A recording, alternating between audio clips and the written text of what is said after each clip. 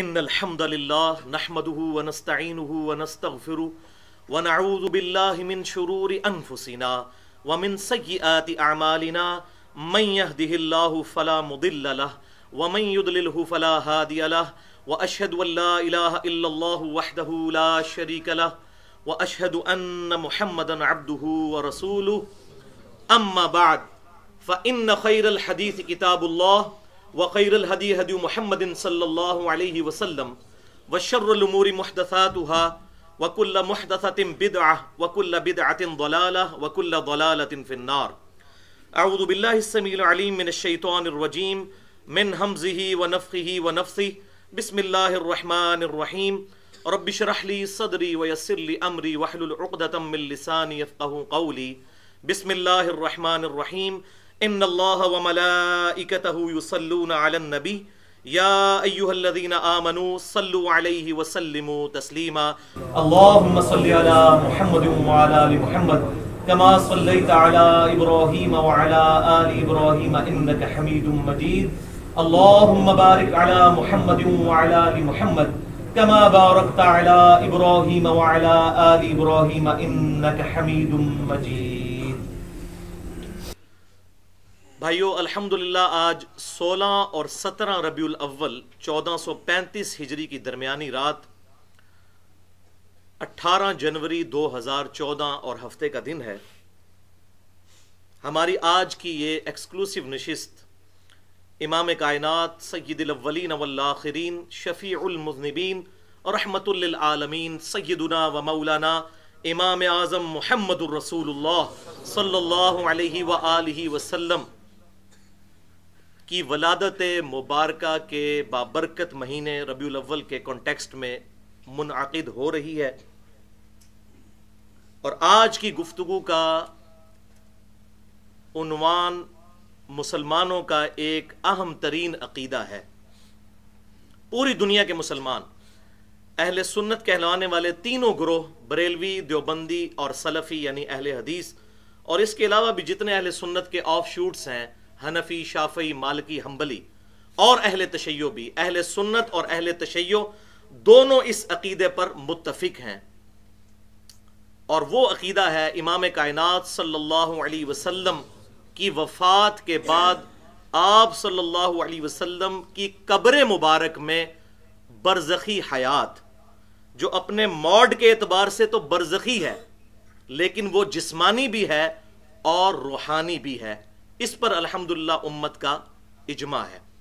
اور آپ صلی اللہ علیہ وسلم کی قبر مبارک جنت کے ٹکڑوں میں سے ایک ٹکڑے پر ہے.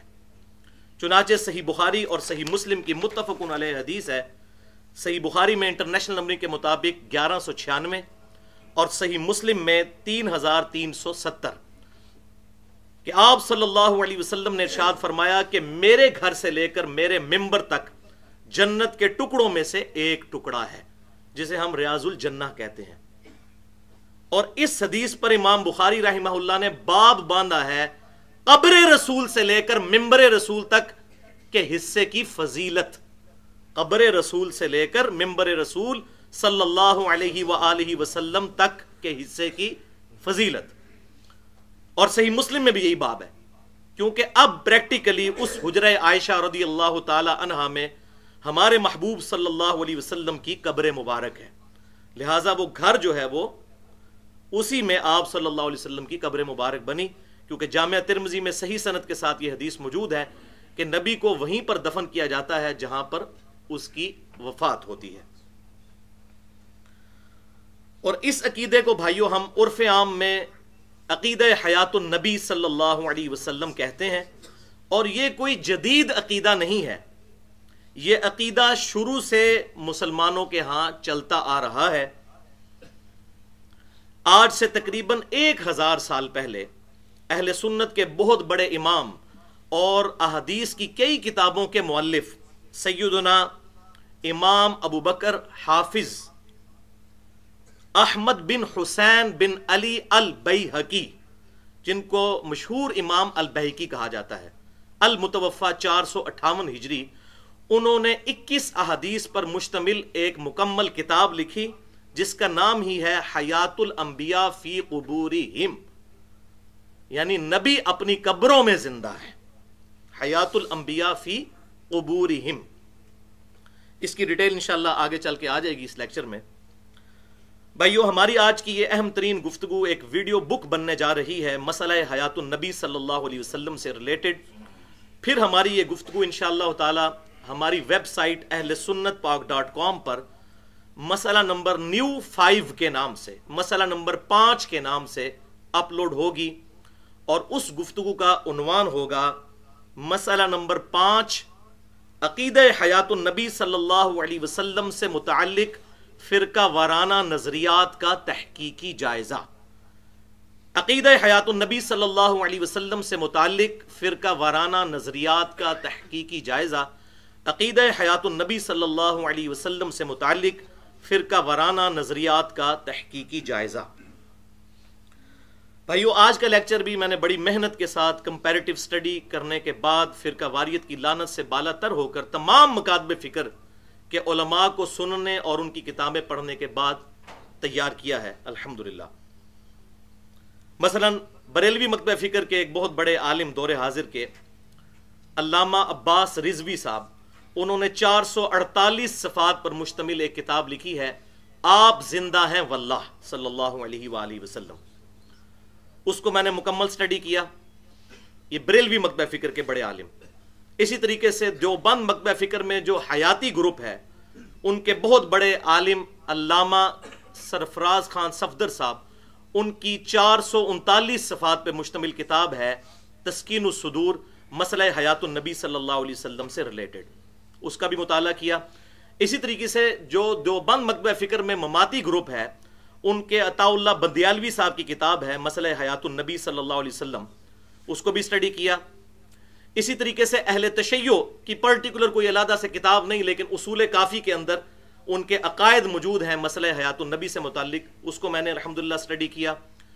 इसी तरीके से अहले हदीस मकतबा फिक्र के बहुत बड़े आलिम अल्लामा इस्माइल सलफी साहब की किताब है मसला हयातुन नबी सल्लल्लाहु अलैहि वसल्लम, तकरीबन 70 सफ़ात पर मुश्तमिल है, उसको भी स्टडी किया।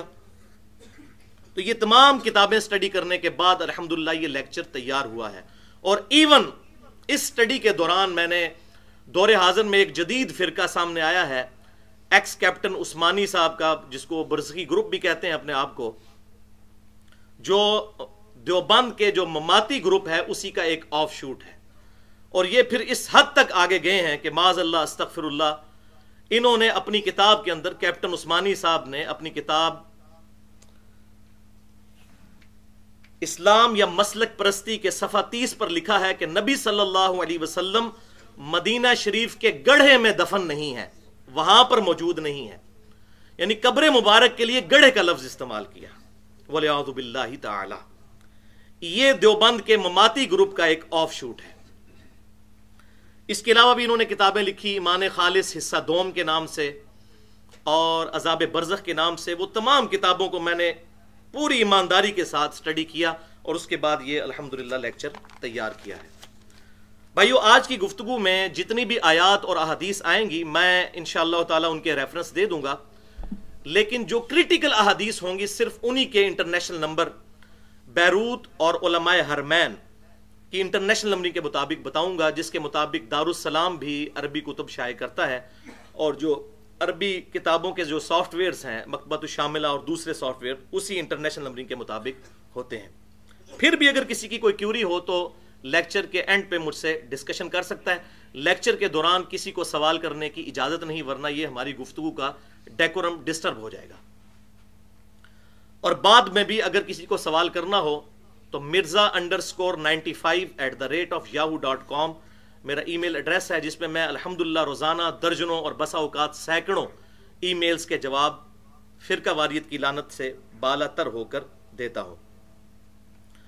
भाइयों, आप में से अक्सर को मालूम है कि मैं तकरीबन 31 साल तक बरेलवी रहा और उसके बाद 2008 में कुछ अरसा देवबंद के साथ, फिर अहले हदीस के साथ, फिर अहले तशय्यो के साथ भी गुजरा। अब भी अल्हम्दुलिल्लाह मैं तमाम मकातबे फ़िक्र के उलमा को सुनता हूँ, उनकी किताबें पढ़ता हूँ। जहाँ हक बात लगती है कबूल कर लेता हूँ, और जहाँ पर कोई गलती नज़र आए तो बग़ैर किसी कलमा गो अहले किबला की तकफीर किए اس کی اصلاح کی کوشش کرتا ہوں، اور یہی ایک مسلمان کا ایٹیچیوڈ ہونا چاہیے۔ اور اسی کانٹیکسٹ میں تمہیداً آخری بات جس کے بغیر میری تسلی نہیں ہوتی کہ بھائیو، الحمدللہ میری روٹی دین کے ساتھ نہیں جڑی ہوئی، یعنی میرا سورس آف انکم دین نہیں ہے، اور یہی وجہ ہے کہ میں اپنی ذات کی خاطر دین سے 1 روپیہ کمانے کو بھی حرام سمجھتا ہوں، کوئی شریف فتویٰ نہیں، اپنی ذات کی خاطر۔ اسی لیے میں نے فرقہ واریت کو 3 طلاقیں دے کر اور 4 تکبیریں پڑھ کر ہمیشہ کے لیے دفنا دیا ہے۔ اور دعا کریں ہر داعیان حق میں سے ہر مسلم کے لیے، ہر دعوت دینے والے دائی کے لیے، کہ اللہ تعالیٰ اس دن سے پہلے کہ ہماری روٹی ہمارے دین کے ساتھ جڑ جائے، اللہ تعالیٰ ہمیں ایمان و عافیت کے ساتھ مدینہ شریف میں موت اور بقیہ غرقد میں مدفن اور جنت الفردوس میں اپنے محبوب صلی اللہ علیہ وسلم کے قدموں میں جگہ عطا فرمائے، آمین۔ بھائیو، اس تمہیدی گفتگو کے بعد اب آج کے لیکچر کی طرف آتے ہیں، جو کل 5 علمی پوائنٹس پر مشتمل ہے، جو الل ٹپ نہیں ہے بلکہ ایک انٹلیکچول ترتیب کے ساتھ ہیں، ایٹ رینڈم نہیں ہے، تاکہ ایک عام آدمی کو بھی یہ ساری بات سمجھ آ جائے کہ مسئلہ حیات النبی صلی اللہ علیہ وسلم دراصل ایشو کیا ہے۔ تو اس کی تفصیل میں جانے سے پہلے ایک دفعہ پیار اور محبت کے ساتھ دروشی پڑھ لیجئے۔ اللہم صلی علی محمد وعلی آل محمد کما صلیت علی ابراہیم وعلی آل ابراہیم انک حمید مجید۔ اللہم بارک علی محمد وعلی آل محمد کما بارکت علی ابراہیم وعلی آل ابراہیم انک حمید مجید۔ علمی پوائنٹ نمبر 1، اور وہ ہے وفات النبی صلی اللہ علیہ وسلم سے متعلق کیا صحیح اور محتاط عقیدہ ہونا چاہیے۔ بھائیو، اس ضمن میں قرآن پاک کی 2 آیات بڑی اہم ہیں، جو امیر المؤمنین خلیفۃ المسلمین سیدنا ابو بکر الصدیق رضی اللہ تعالی عنہ نے آپ صلی اللہ علیہ وسلم کی وفات کے موقع پر بھی تلاوت فرمائی تھی۔ چنانچہ صحیح بخاری کے اندر کتاب المغازی چیپٹر میں آخری 2 باب کی تقریباً 46 احادیث پرٹیکولر آپ صلی اللہ علیہ وسلم کی وفات کے دنوں کے جو معاملات اور آپ صلی اللہ علیہ وسلم پر جو کیفیت طاری ہوئی اور آپ صلی اللہ علیہ وسلم نے جو نصیحتیں فرمائی اس سے ریلیٹڈ ہے۔ صحیح بخاری میں کتاب المغازی چیپٹر میں انٹرنیشنل نمبرنگ کے مطابق 4428 سے لے کر 4473 تک یہ 46 احادیث ہیں، اور اشک بار آنکھوں سے پڑھنے والی احادیث ہیں۔ ظاہر ہے ہمارے محبوب صلی اللہ علیہ وسلم کی وفات کا، دنیا سے رحلت کا اس میں ذکر موجود ہے۔ اور اسی چیپٹر میں پھر کنکلوڈنگ خطبہ ہے سیدنا ابو بکر صدیق رضی اللہ تعالی عنہ کا، پرٹیکولر آپ صلی اللہ علیہ وسلم کی وفات کے موقع پر۔ اس کے صحیح بخاری میں کئی طرق موجود ہیں، انٹرنیشنل نمبرنگ کے مطابق 1241، 3667 اور 668 اور 4454۔ ان تمام طرق کا جو خلاصہ ہے وہ یہ ہے کہ آپ صلی اللہ علیہ وسلم کی جب وفات ہوئی تو سیدہ عائشہ رضی اللہ تعالیٰ عنہ کا بیان ہے کہ سیدنا ابو بکر صدیق رضی اللہ تعالیٰ عنہ میرے حجرے میں داخل ہوئے، انہوں نے آپ صلی اللہ علیہ وسلم کی میت مبارک کے اوپر سے چادر کو ہٹایا، آپ صلی اللہ علیہ وسلم کی دونوں آنکھوں کے درمیان بوسہ دیا اور کہا، یا نبی اللہ، اللہ تعالیٰ آپ پر 2 موتیں کبھی جمع نہیں کرے گا، ایک موت آپ کا مقدر تھی، وہ آپ کو آ کر رہنی تھی اور آ گئی۔ کیونکہ صحابہ اکرام میں پرٹیکولر سیدنا عمر فاروق رضی اللہ تعالیٰ عنہ کو یہ غلطی لگ گئی تھی کہ آپ صلی اللہ علیہ وسلم جو ہے وہ کچھ عرصے کے بعد دوبارہ یہ ڈورمنٹ پوزیشن میں چلے گئے ہیں، دوبارہ دنیا میں آئیں گے اور منافقین کو قتل کریں گے، اور ابھی تو روم بھی فتح ہونا ہے، ابھی تو ایران بھی فتح ہونا ہے، آپ صلی اللہ علیہ وسلم کی پروفیسیز موجود ہیں، بشارتیں موجود ہیں، اس کے بغیر آپ صلی اللہ علیہ وسلم دنیا سے کیسے جا سکتے ہیں؟ یہ ان کا اپنا نظریہ تھا۔ تو اسی لیے سیدنا ابو بکر صدیق رضی اللہ تعالیٰ عنہ نے اس کا رد کیا کہ اللہ تعالیٰ 2 موتیں جمع نہیں کرے گا، ایک دفعہ موت آنی تھی، وہ آ گئی، اور کہا یا نبی اللہ، 1241 صحیح بخاری، میت مبارک کو مخاطب کر کے۔ پھر سیدنا ابو بکر صدیق رضی اللہ تعالیٰ عنہ حجرے سے باہر نکلے، سیدنا عمر رضی اللہ تعالیٰ عنہ پھر وہی اپنی بات پر قائم تھے کہ نبی صلی اللہ علیہ وسلم فوت نہیں ہوئے، سیدنا ابو بکر نے ان کو ڈانٹا اور کہا کہ عمر بیٹھ جاؤ، لیکن سیدنا عمر نہیں بیٹھے تو سیدنا ابو بکر صدیق رضی اللہ تعالیٰ عنہ نے وہاں پر ایک خطبہ دیا، اور ظاہر ہے کہ آپ صلی اللہ علیہ وسلم نے اپنی مبارک زندگی میں، بخاری اور مسلم کی متفق علیہ حدیث ہے، اپنے مصلے پر سیدنا و مولانا ابو بکر صدیق رضی اللہ تعالیٰ عنہ کو کھڑا کیا تھا۔ ان کا ریگارڈ صحابہ کرام میں زیادہ تھا باقی صحابہ کرام کی نسبت، لہذا سب کے سب لوگ سیدنا عمر کو چھوڑ کر سیدنا ابو بکر صدیق رضی اللہ تعالیٰ عنہ کی طرف متوجہ ہوئے۔ پھر انہوں نے وہاں پر ایک خطبہ دیا، اللہ اکبر، اس موقع پر، اور پہلا جملہ حمد و صلات کے بعد انہوں نے کیا بولا؟ من کان یعبد محمدا فإن محمد قد مات، جو کوئی محمد صلی اللہ علیہ وسلم کی عبادت کرتا تھا تو پس وہ جان لے کہ محمد صلی اللہ علیہ وسلم فوت ہو چکے ہیں۔ ومن کان یعبد اللہ، اور جو کوئی اللہ کی عبادت کرتا ہے، اللہ اکبر، فإن اللہ حی لا یموت، تو بے شک اللہ تعالیٰ تو زندہ ہے اور اسے کبھی موت نہیں آئے گی۔ اللہ اکبر، اللہ اکبر کبیرہ۔ اور پھر اپنی بات کی دلیل میں 2 آیات تلاوت کی۔ پہلی آیت سورہ الزمر کی آیت نمبر 30، بسم اللہ الرحمن الرحیم، انک میت وانہم میتون، اے محبوب صلی اللہ علیہ وسلم تمہیں بھی موت آنی ہے اور تمہارے مخالفین ان کفار کو بھی موت آنی ہے۔ اور پھر آیت تلاوت کی سورہ آل عمران کی آیت نمبر 144، وما محمد الا رسول قد خلت من قبلہ الرسل افئن مات او قتل انقلبتم علی اعقابکم، محمد صلی اللہ علیہ وسلم تو نہیں مگر ایک رسول ہی، اور ان سے پہلے بھی کئی رسول گزر چکے، کیا یہ اگر فوت ہو جائیں یا قتل کر دیے جائیں، شہید کر دیے جائیں تو تم اپنے دین سے الٹے قدم پھر جاؤ گے؟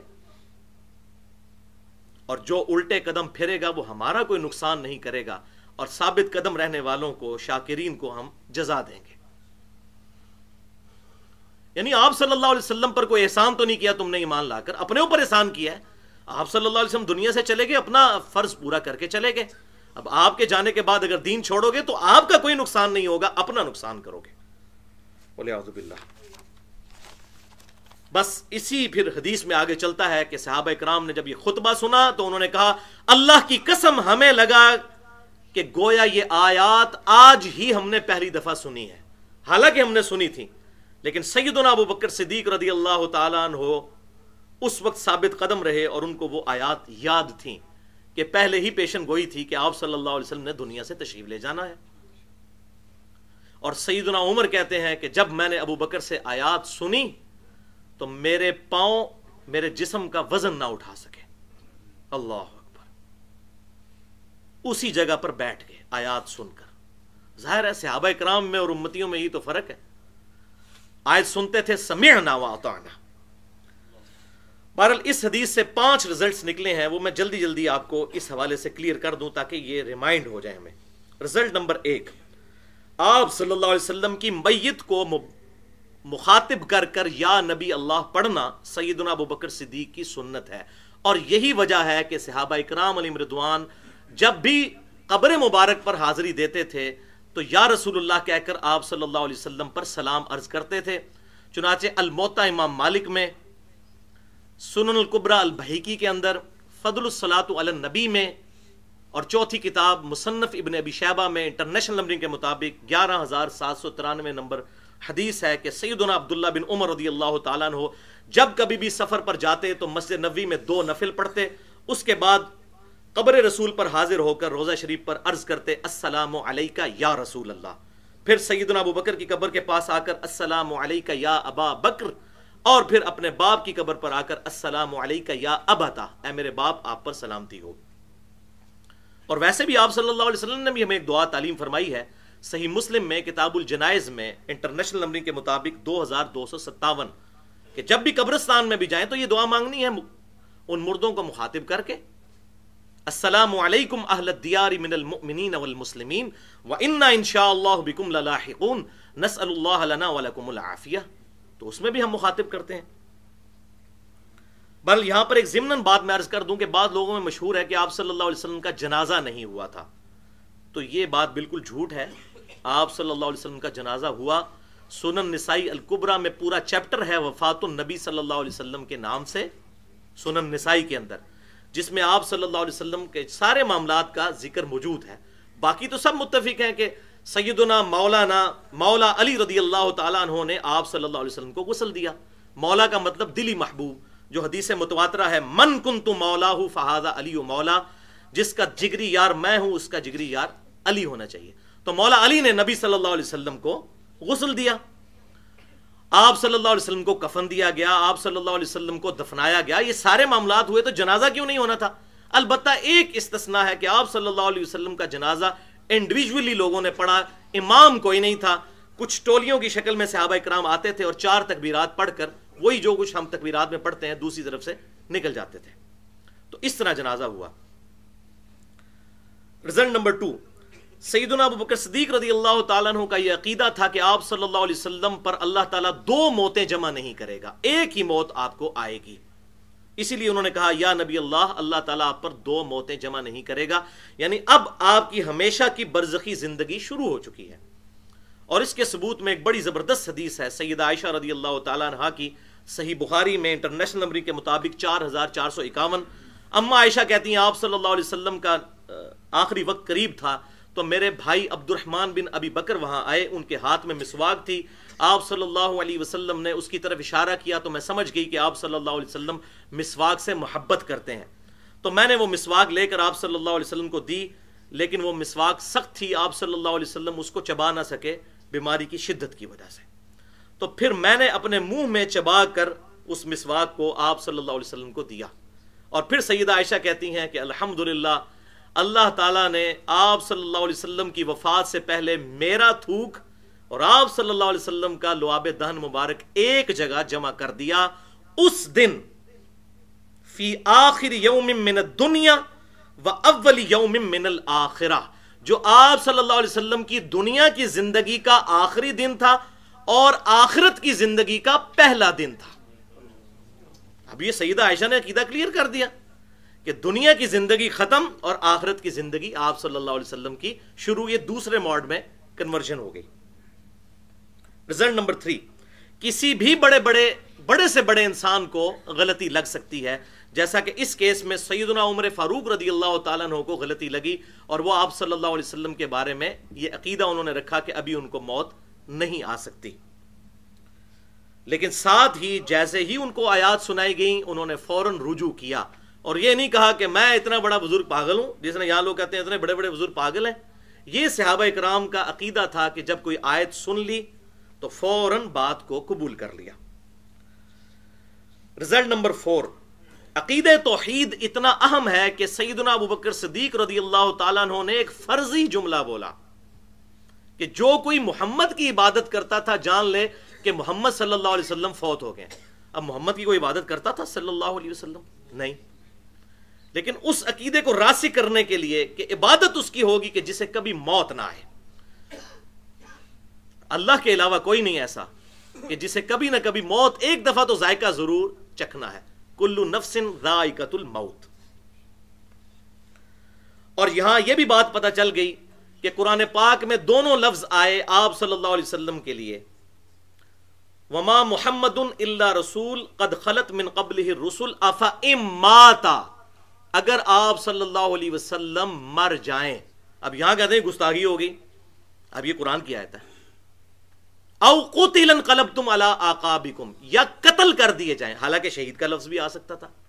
تو یہ جو زیادہ ماچے خاں بنے ہوئے ہیں آج کل لوگ اور کہتے ہیں نہیں جی یہ مرنے کا لفظ نہ استعمال کریں، وفات کا لفظ نہ استعمال کریں، یہ گستاخی ہے، تو قرآن گستاخی سکھا رہا ہے اور سیدنا ابو بکر صدیق نے وہ خطبہ دیا۔ اور قتل کا لفظ نہ استعمال کریں، شہادت کا لفظ استعمال کریں، قرآن نے قتل کا لفظ استعمال کیا۔ تو انڈرسٹوڈ ہے جب بھی کوئی مسلمان قتل ہوتا ہے وہ شہید ہوتا ہے۔ تو یہ عقیدہ بھی الحمدللہ یہاں سے کلیئر ہوا۔ اور رزلٹ نمبر 5 ہے کہ کوئی بھی بڑے سے بڑا انسان ہو سوائے نبی صلی اللہ علیہ وسلم کے، چاہے وہ سیدنا ابو بکر صدیق ہی کیوں نہ ہو، ان کی بھی بات بغیر دلیل کے قبول نہیں کی جائے گی۔ اور دیکھیں سیدنا ابو بکر صدیق نے جب جملہ بولا تو دلیل میں 2 آیات تلاوت کی۔ یہ جو ہم کہتے ہیں نہیں قرآن و سنت سے حوالہ دکھائیں، تو یہ کہتے ہیں اتنے بڑے بزرگ پاگل ہیں، تو سیدنا ابو بکر صدیق سے بڑا کون اس امت میں بزرگ ہے؟ انہوں نے بھی بغیر دلیل کے بات نہیں کی، دونوں آیات تلاوت کی اور پھر صحابہ کرام نے بھی اس کی بنیاد پر بات کو مانا سمعنا و اطعنا، الحمدللہ۔ لیکن یہاں حال یہ ہے بھائیو، انڈیا، پاکستان اور بنگلہ دیش کا اتنا گندا کلچر ہے، یہاں مولویوں نے ایسی پٹی پڑا رکھی ہے اپنی عوام کو، وہ صحابہ اکرام ہی تھے کہ ایک آیت سنی تو فوراً سرنڈر کر دیا۔ یہاں لوگوں کو بتائیں کہ بھائی بخاری اور مسلم میں نماز کا طریقہ یہ لکھا ہوا ہے تو ان کے کان پہ جوں تک نہیں رکھتی، وہ کہتے ہیں نہیں لکھا ہوگا، ہمارے بزرگ پاگل ہیں۔ اور یہاں دیکھیں صحابہ اکرام علیہم رضوان، سیدنا عمر جیسا انسان، وہ بھی کہہ رہے ہیں کہ جب آیت سنی تو کہا کہ مجھے غلطی لگی تھی، میرے پاؤں میرا بوجھ نہ اٹھا سکے، وہیں پہ بیٹھ کے۔ یہاں لوگ احادیث آیات سنتے ہیں، کوئی اثر ہی نہیں ہوتا، اونیاں اڑ گیا جی۔ تو یہ فرق ہے، صحابہ اکرام علیہم رضوان کا کوئک فوراً رسپانس ہوا کرتا تھا اس حوالے سے۔ علمی پوائنٹ نمبر 2 بھائیو، قرآن پاک میں اور صحیح الاسناد احادیث میں شہدائے کرام اور انبیاء کرام علیہم السلام کی برزخی حیات سے متعلق ذکر موجود ہے۔ اس زمن میں 4 آیات بڑی اہم ہیں۔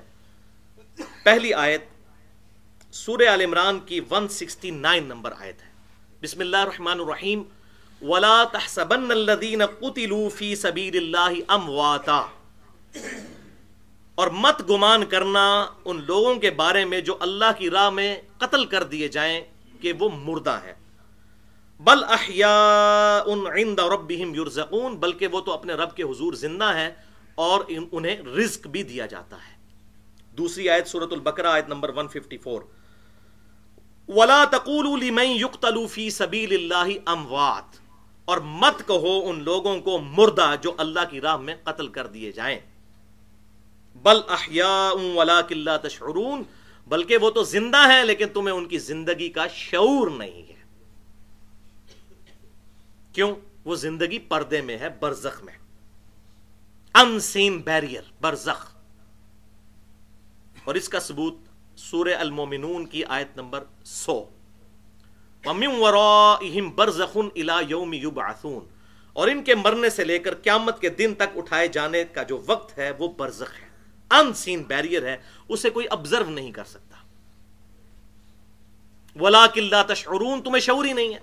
یہ ایسی متشابہات ہیں، انہیں شریعت کی ٹرمینالوجی میں متشابہات کہا جاتا ہے، اور متشابہات کے بارے میں کیٹاگوریکل مینشن ہوا سورہ آل عمران کی آیت نمبر 7 میں، فَأَمَّا الَّذِينَ فِي قُلُوبِهِمْ زَيْغٌ، اور جن لوگوں کے دلوں میں ٹیڑھ پن ہوتا ہے، فَيَتَّبِعُونَ مَا تَشَابَهَ مِنْهُ ابْتِغَاءَ الْفِتْنَةِ، تو وہ متشابہات کے پیچھے پڑ جاتے ہیں تاکہ اس سے فتنہ کھڑا کر دیں،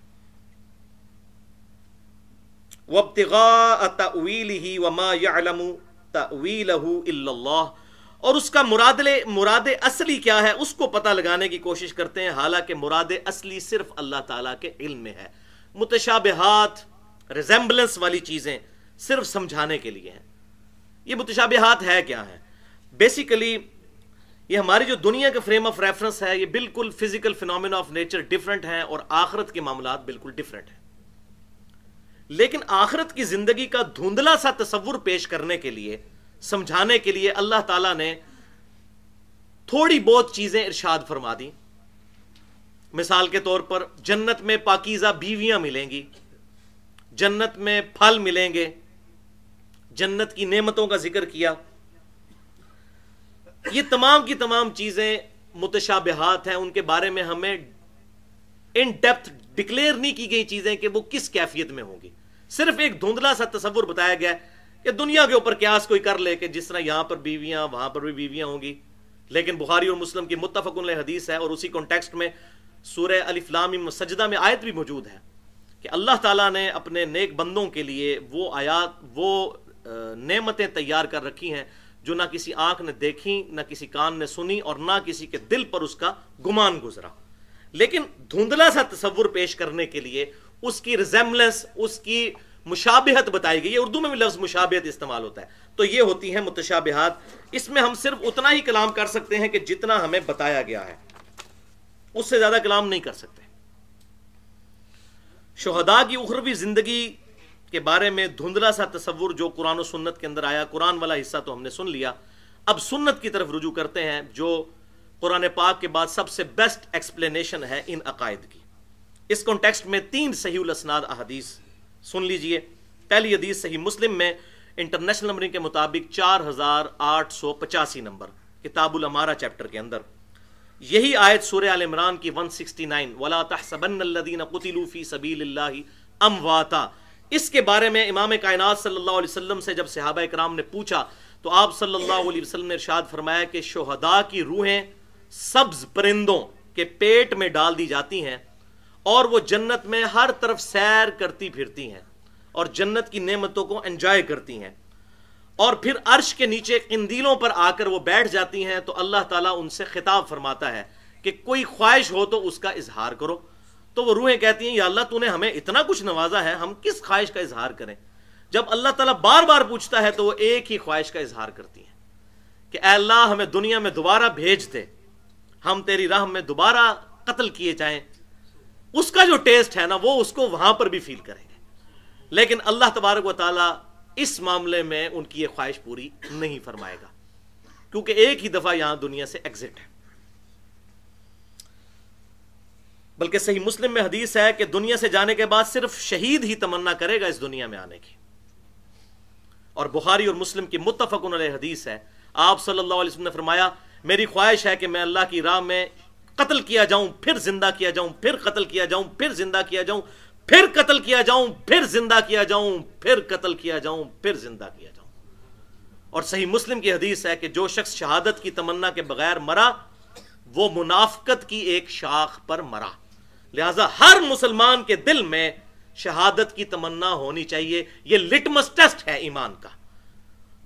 اور قتال از دا سمم بونم آف اسلام، اسلام کا ہائیسٹ گڈ، جو ایمینول کانٹ کی فلسفی میں اس کو سمم بونم کہتے ہیں، وہ قتال ہے کہ ایک شخص اپنی جان لے کر اللہ کے حضور حاضر ہو جائے، یا اللہ میرے پاس سب سے قیمتی چیز یہ تھی، میں تیرے لیے قربان کرنے کے لیے تیار ہوں۔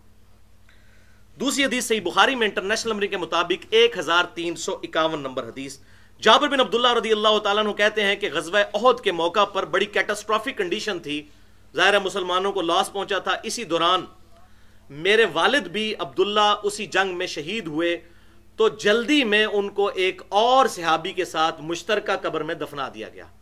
کہتے ہیں لیکن میرے دل میں قلق تھا کہ میرے باپ کو اجتماعی قبر میں کیوں دفنایا گیا، تو میں نے یہ خواہش اپنے دل میں رکھی تھی کہ جب بھی مجھے موقع ملا میں اپنے باپ کی قبر کو شفٹ کروں گا۔ صحیح بخاری انٹرنیشنل نمبرنگ کے مطابق 1351، وہ کہتے ہیں کہ میں نے اپنے باپ کی شہادت کے 6 مہینے کے بعد اپنے باپ کو قبر سے نکالا، ان کا پورا جسم اسی حالت میں تھا جس حالت میں ان کو دفنایا گیا تھا۔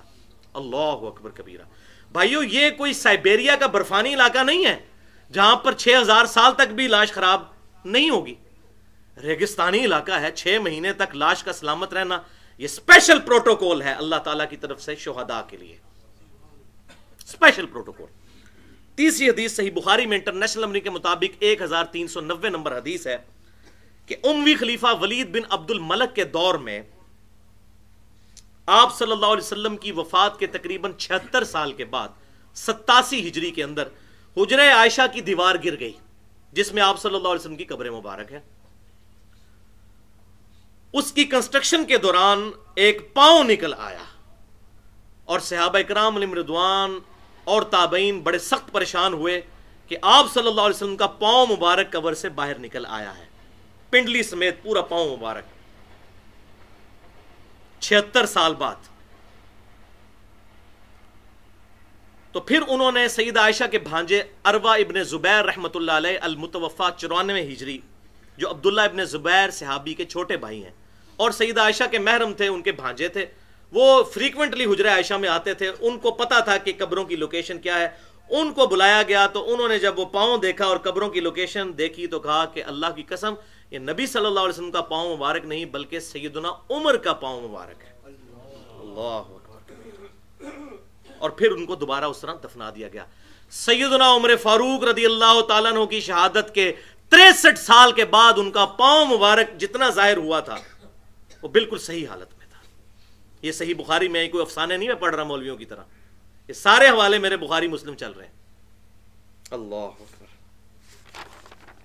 تو بھائیو ان دلائل کی روشنی میں یہ بات بالکل کلیئر ہو گئی اور پوری امت کا اس پر اجماع ہے کہ انبیاء کرام علیہ السلام کو بھی وفات کے بعد شہداء کرام کی طرح پروٹوکول حاصل ہے، بلکہ انبیاء کرام علیہ السلام کی زندگی شہداء سے افضل در افضل در افضل در افضل ہے۔ شہید تو ہوتا ہی وہ ہے جو اپنے نبی کے کلمے کے لیے جان دے دیتا ہے، اور یہ بات بھی لاجیکل ہے۔ جو P H D degree holder ہے وہ میٹرک تو ہو گئی، تو شہید کو آپ میٹرک لیول پہ سمجھ لیں، کیونکہ 4 درجے ہیں نا، تو چوتھے درجے تیسرے درجے پہ آتے ہیں۔ تو انبیاء کرام علیہ السلام کو تو بدرجہ اولا یہ پروٹوکول الحمدللہ اس حوالے سے حاصل ہے۔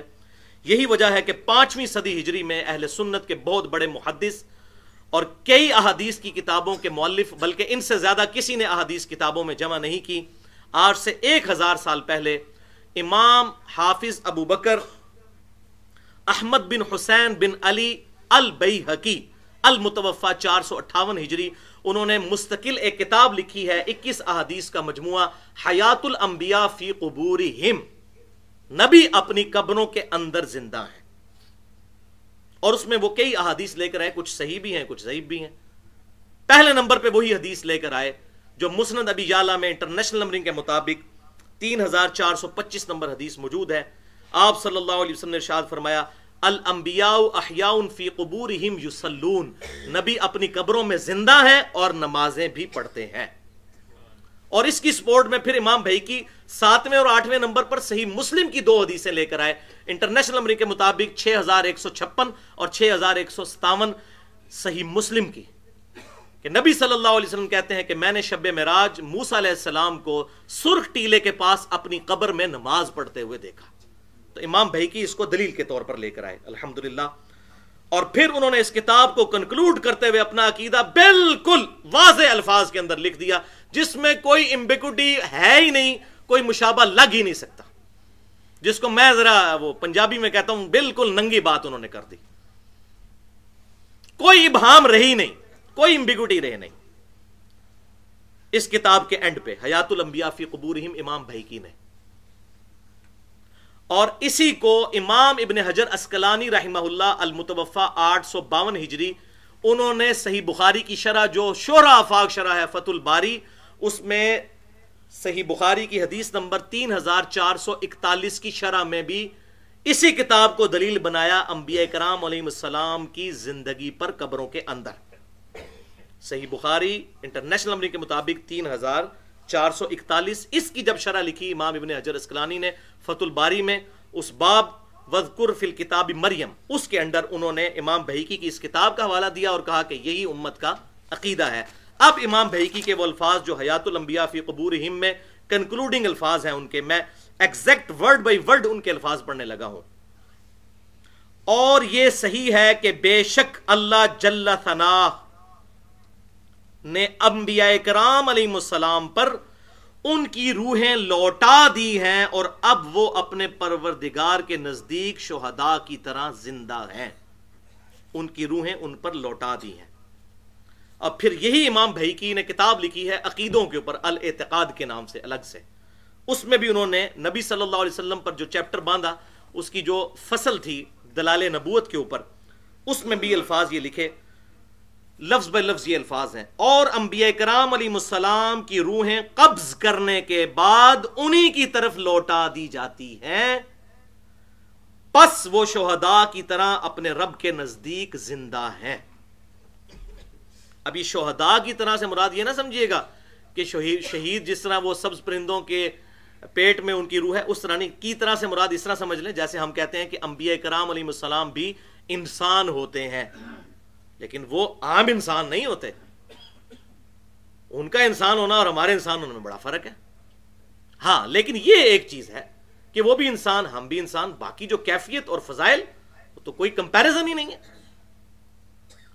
تو کی طرح سے مراد ہے کہ جس طرح وہ بھی زندہ یہ بھی زندہ، اور امام صاحب کی کتاب خود ہی بتا رہی ہے حیات الانبیاء فی قبورہم، نبی اپنی قبروں میں زندہ ہے۔ اس کے اوپر ذرا غور کیجیے، اور یہ قبروں میں زندگی جسمانی بھی ہے اور روحانی بھی، لیکن اس کی کیفیت کیا ہے؟ دنیاوی نہیں ہے، برزخی ہے۔ یہاں سے پھر اختلاف شروع ہو جاتا ہے۔ اور وہ اختلاف حل کرنے کے لیے انشاءاللہ اگلے 2 پوائنٹس ڈسکس کرتے ہیں. ایک دفعہ دروشی پڑھ لیجئے. اللہم صلی علی محمد وعلی آل محمد کما صلیت علی ابراہیم وعلی آل ابراہیم انک حمید مجید. اللہم بارک علی محمد وعلی آل محمد کما بارکت علی ابراہیم وعلی آل ابراہیم انک حمید مجید. بڑی سینسٹیو گفتگو ہے, بڑا اٹینٹیو ہو کے سننا ہے ورنہ بات سمجھ نہیں آئے گی, اور بڑی کرخت باتیں بھی ہوں گی ان کے لیے جن کا یہ عقیدہ خراب ہو چکا ہے 1955-56 کے بعد, اور جن کا عقیدہ وہ شروع والا ہے ان کا معاملہ ٹھیک ہے. وہ آپ کو پتہ چل جائے گا یہ بدعت کب سے شروع ہوئی ہے مماتی فتنے کی. علمی پوائنٹ نمبر 3, انبیاء کرام علیہ السلام اپنی قبروں میں زندہ ہیں اور ان کی زندگی نمبر 1 اخروی ہے یعنی آخرت کی زندگی, نمبر 2 برزخی ہے یعنی ان سین بیریئر, نظر نہیں آ سکتی, نمبر 3 جنتی ہے, اور نمبر 4 جسمانی پلس روحانی ہے لیکن اس کی کیفیت برزخی ہے.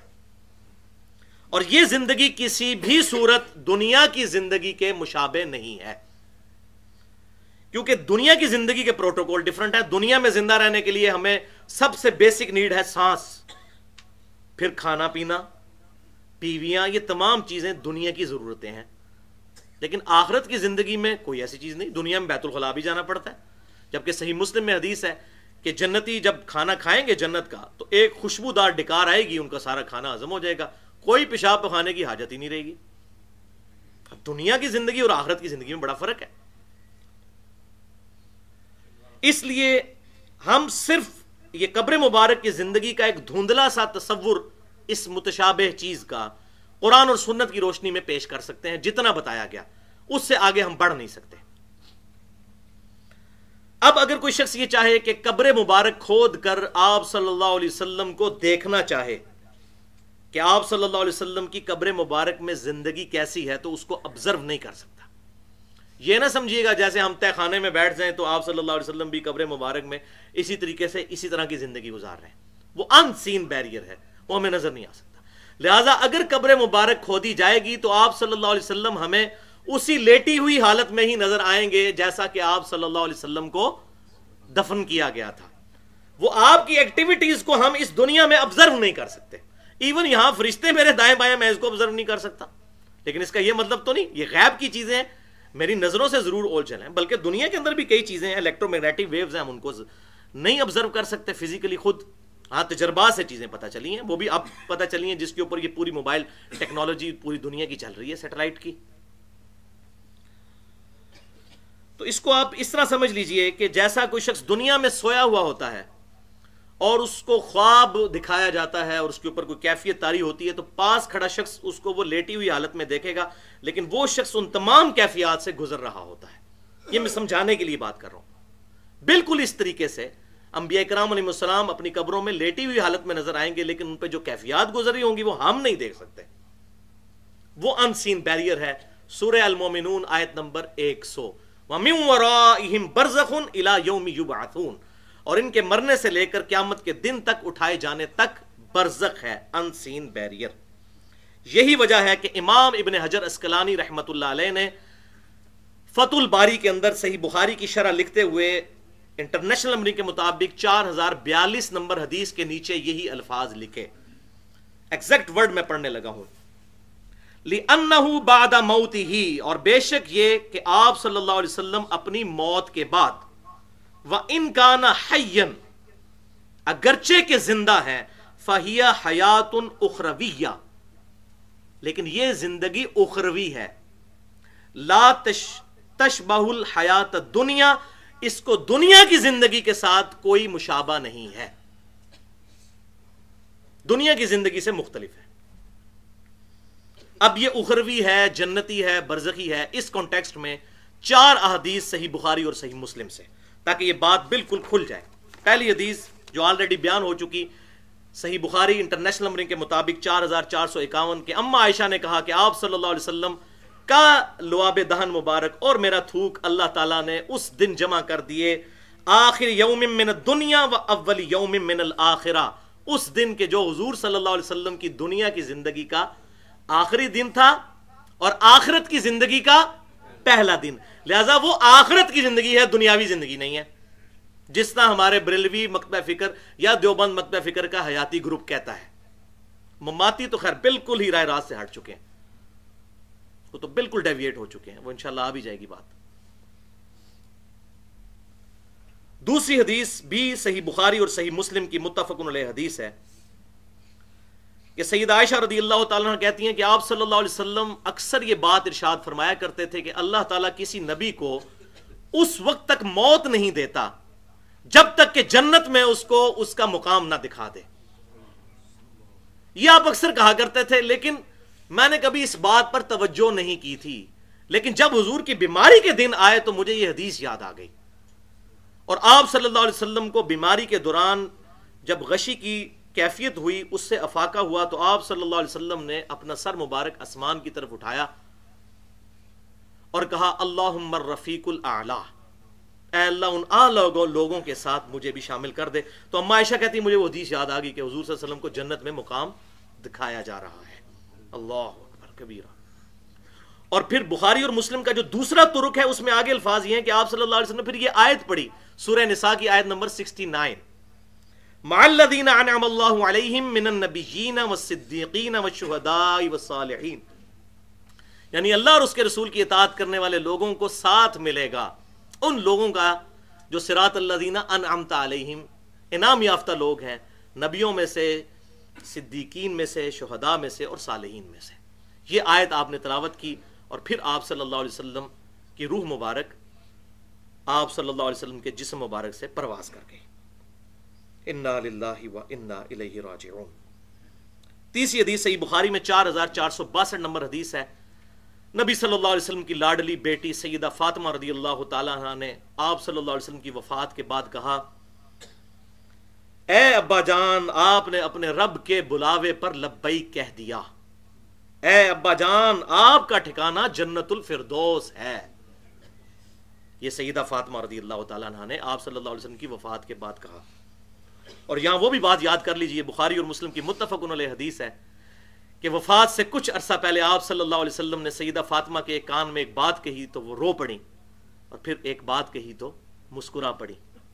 بعد میں اما عائشہ نے بڑا زور لگا کے جب پوچھا تو پھر سیدہ فاطمہ نے بتایا کہ نبی صلی اللہ علیہ وسلم نے مجھے اپنی وفات کی خبر دی تھی، کسی اور کو نہیں بتایا تھا، صرف سیدہ فاطمہ کو بتایا تھا، تو میں رو پڑی۔ اور پھر آپ صلی اللہ علیہ وسلم نے مجھے بشارت دی کہ میرے اہل بیت میں سے سب سے پہلے تم مجھ سے ملاقات کرو گی، اور کیا تم اس پر خوش نہیں ہو کہ اللہ تعالیٰ نے تمہیں جنتی عورتوں کا سردار بنا دیا ہے؟ اللہ اکبر۔ تو اس پہ پھر میں مسکرائی کہ میں اپنے محبوب صلی اللہ علیہ وسلم کو دیکھ لوں گی۔ تو ظاہر ہے کہ وہ دیکھنا کہاں پر ہے؟ وہ جنتی زندگی ہے۔ قبر مبارک تو سیدہ فاطمہ کی وہاں پر نہیں ہے، وہ تو جنت البقیع قبرستان بقیع غرقد میں۔ اور چوتھی حدیث بھی صحیح بخاری میں انٹرنیشنل نمبر کے مطابق 1386، آپ صلی اللہ علیہ وسلم کو ایک طویل خواب دکھایا گیا، اس کے اینڈ پہ آپ صلی اللہ علیہ وسلم کو ایک منظر دکھایا گیا۔ اور یاد رکھیے گا نبیوں کا خواب وحی الہی ہوتا ہے، اس پہ تو اجماع ہے، قرآن پاک میں موجود ہے۔ ابراہیم علیہ السلام کو جو بیٹے کی قربانی کا حکم ہوا خواب کے ذریعے ہوا۔ اس طویل خواب کے اینڈ پہ آپ صلی اللہ علیہ وسلم نے جب سر مبارک اوپر اٹھایا تو بادل کی مانند کوئی شے نظر آئی، تو جبریل سے پوچھا یہ کیا ہے؟ تو انہوں نے کہا یا رسول اللہ صلی اللہ علیہ وسلم یہ آپ کا مقام ہے وفات کے بعد۔ تو نبی صلی اللہ علیہ وسلم نے فرمایا جبریل مجھے چھوڑ دو، میں اس مقام میں داخل ہو جاؤں۔ تو سیدنا جبریل نے عرض کی اے اللہ کے رسول صلی اللہ علیہ وسلم ابھی آپ کے چند دن دنیا میں باقی ہیں، اس کے بعد آپ اسی مقام پر آ جائیں گے۔ تو اس سے بھی بات پتہ چلی کہ یہ اخروی مقام جنتی مقام ہے، لیکن اس سے یہ بات بھی پتہ چلی کہ آپ صلی اللہ علیہ وسلم یہ خواب دیکھ رہے تھے اور آپ نے کہا کہ مجھے میرے مقام میں داخل ہونے دو، تو اگر آپ داخل بھی ہوتے تو آپ صلی اللہ علیہ وسلم کی روح مبارک داخل ہوتی، جسم مبارک تو یہی تھا، اور اس روح اور جسم کا تعلق جو ہے وہ انشاءاللہ آگے چل کے آپ کو احادیث میں انشاءاللہ کلیئر ہو جائے گا۔ بھائیو ہم نے اب تک جتنی احادیث سنی ہیں اس سے ثابت ہوا کہ آپ صلی اللہ علیہ وسلم کی جو زندگی ہے اخروی ہے، برزخی ہے اور جنتی ہے، لیکن ساتھ ہی ساتھ آپ صلی اللہ علیہ وسلم کی قبر مبارک میں زندگی جسمانی بھی ہے اور روحانی بھی ہے، لیکن اس کی کیفیت، اس کا موڈ برزخی ہے۔ اور میرا اس ویڈیو کے ذریعے چیلنج ہے کہ 1956-57 سے پہلے اس روئے ارض پہ کوئی بھی مسلمان ایسا ایگزسٹ نہیں کرتا تھا کہ جس کا یہ عقیدہ ہو کہ آپ صلی اللہ علیہ وآلہ وسلم اپنی قبر مبارک میں زندہ نہیں ہے۔ کسی کا یہ عقیدہ نہیں تھا۔ یہ دیوبند کا ایک آف شوٹ نکلا، دیوبندی مماتی گروپ، عنایت اللہ شاہ بخاری اور پھر ان کے سارے فالورز، انہوں نے یہ پہلی دفعہ چوہا چھوڑا کہ جی شہید جنت میں ہیں تو نبی ان قبروں میں کیا کر رہے ہیں، معاذ اللہ استغفر اللہ۔ ان کو بیچاروں کو پتہ ہی نہیں کہ آپ سے ان کی قبریں مبارک تو خود جنت کے ٹکڑے میں۔ اب اتنی بھی عقل کام کر جاتی تو پھر بات سمجھ آ جاتی کہ وہ جنت کا ٹکڑا کیوں تھا۔ اور امام بخاری نے کیا باب باندھا ہے 1196 نمبر حدیث کے اوپر، قبر رسول کے حصے کی فضیلت، قبر سے لے کے ممبر تک کے حصے کی فضیلت۔ صحیح بخاری پڑھ لیتے غور سے تو بات سمجھ آ جاتی۔ پوری دنیا میں 1350 سال تک کسی کا یہ عقیدہ نہیں تھا جو دیوبند کے مماتی گروپ نے انجیکٹ کیا امت کے اندر، اور الحمدللہ وہ کامیاب بھی نہیں ہو سکا اس فارم میں۔ ابھی بھی الحمدللہ اہل سنت کہلوانے والے تینوں گروہ، بریلوی، دیوبندی اور سلفی یعنی اہل حدیث، ہاں اہل حدیث میں کچھ لوگوں کو بیماری چڑھی، ادھر سے غبار چڑھا تو ان کے کچھ عقیدے خراب ہوئے۔ بہرحال ادھر بھی جو اہل حق علماء ہیں ان کا عقیدہ یہی ہے جو میں بیان کر رہا ہوں، اور اہل تشیع بھی، سب کا یہ عقیدہ ہے کہ آپ صلی اللہ علیہ وسلم قبر مبارک میں جسمانی پلس روحانی زندگی کے ساتھ زندہ ہے، لیکن وہ برزخی ہے، دنیاوی نہیں ہے، وہ میں آگے بتا دیتا ہوں۔ لیکن ظلم یہ ہے کہ یہی مماتی گروہ دوغلی پالیسی کرتا ہے کہ دیوبند کے وہی علماء جنہوں نے دیوبند مدرسہ بنایا 1867 کے اندر، جس سے پہلے دنیا میں کوئی دیوبندی نہیں تھا، انہی علماء کو رحمت اللہ علیہ بھی کہتے ہیں، حجت الاسلام قاسم نانوتوی کہتے ہیں، حالانکہ ان کو نہیں پتا کہ ان کی مشترکہ عقیدے کی کتاب المہند علی المفند میں کوسچن نمبر 5، جس میں 35 علماء دیوبند کے سائن موجود ہیں جو عقیدے کی ان کی بنیادی کتاب ہے، اس میں انہوں نے کلیئر کٹ لکھ دیا کہ ہم آپ صلی اللہ علیہ وسلم کو دنیاوی طور پر قبر میں زندہ مانتے ہیں، والعیاذ باللہ تعالی۔ ان کو رحمت اللہ علیہ کہتے ہیں اور بیچارے بریلویوں کے پیچھے پڑ جاتے ہیں۔ اب یہ دوغلی پالیسی ہے، ایک پالیسی رکھے نا، ان کو بھی کہیں کہ ان کا بھی عقیدہ معاذ اللہ استغفر اللہ جو ہے وہ اس طریقے سے اس میں فتویٰ لگائیں۔ ان لوگوں نے توحید کی آڑ میں اہل سنت کے علماء پر کفر و شرک کے فتوے لگائے، جی جو حضور صلی اللہ علیہ وسلم کو قبر میں زندہ مانے وہ مشرک ہے، حالانکہ یہ خود بیسیکلی اس شرک کی طرف جا چکے ہیں۔ اور یہ بات یاد رکھیے گا، صحیح ابن خزیمہ میں اور ابن حبان میں صحیح سند کے ساتھ یہ حدیث موجود ہے، المعجم الکبیر طبرانی میں بھی غالباً موجود ہے، کہ آپ صلی اللہ علیہ وسلم نے فرمایا ایک وقت آئے گا کہ ایک شخص اپنے پڑوسی کو کہے گا اے مشرک۔ تو صحابہ نے پوچھا یا رسول اللہ علیہ وسلم مشرک کون ہوگا؟ آپ نے فرمایا جس کو کہہ رہا ہوگا وہ مشرک نہیں ہوگا، لیکن کہنے والا مشرک ہو جائے گا۔ یہ بات کے وہ فرمایا مشرک ہو گیا، بڑی احتیاط کرنی چاہیے اس مسئلے میں، فلاں گستاخ رسول، یہ نہ ہو کہ آپ خود گستاخ ہو جائیں یہ بات کرتے ہوئے۔ تو میں سمجھتا ہوں ان کی پریکٹیکل مثال یہ اس وقت دیوبندی مماتی گروپ اور اسی کا آف شوٹ کیپٹن عثمانی برزخی گروپ ہے۔ المہند المفند میں دیوبندی حیاتیوں کی یہ بیسک کتاب ہے عقیدے کی، اس میں تو انہوں نے یہاں تک لکھ دیا، قاسم نوتوی صاحب کی کتاب پڑھیں جی، انہوں نے آب حیات کتاب لکھی ہے کوئی تقریباً 350-400 صفحات پر حیات النبی کے عقیدے پر، اور اس میں انہوں نے یہاں تک لکھ دیا کہ نبی صلی اللہ علیہ وسلم فوت ہی نہیں ہوئے ہیں، آپ صلی اللہ علیہ وسلم کو زندگی کی حالت میں ہی دفنایا گیا ہے، والعیاذ باللہ تعالی۔ یہ دیوبندیوں نے لکھا، قاسم نوتوی صاحب جنہوں نے دیوبند مدرسہ بنایا آب حیات میں۔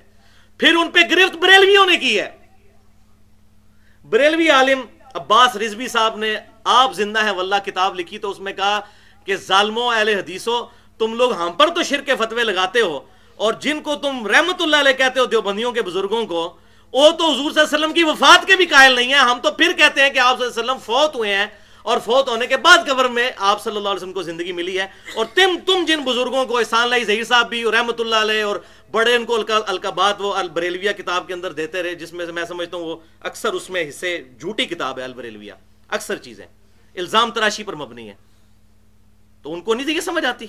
تو عباس رضوی صاحب نے کہا کہ ہم تو پھر بھی وفات کے قائل ہیں، یہ تو وفات کے بھی قائل نہیں ہے۔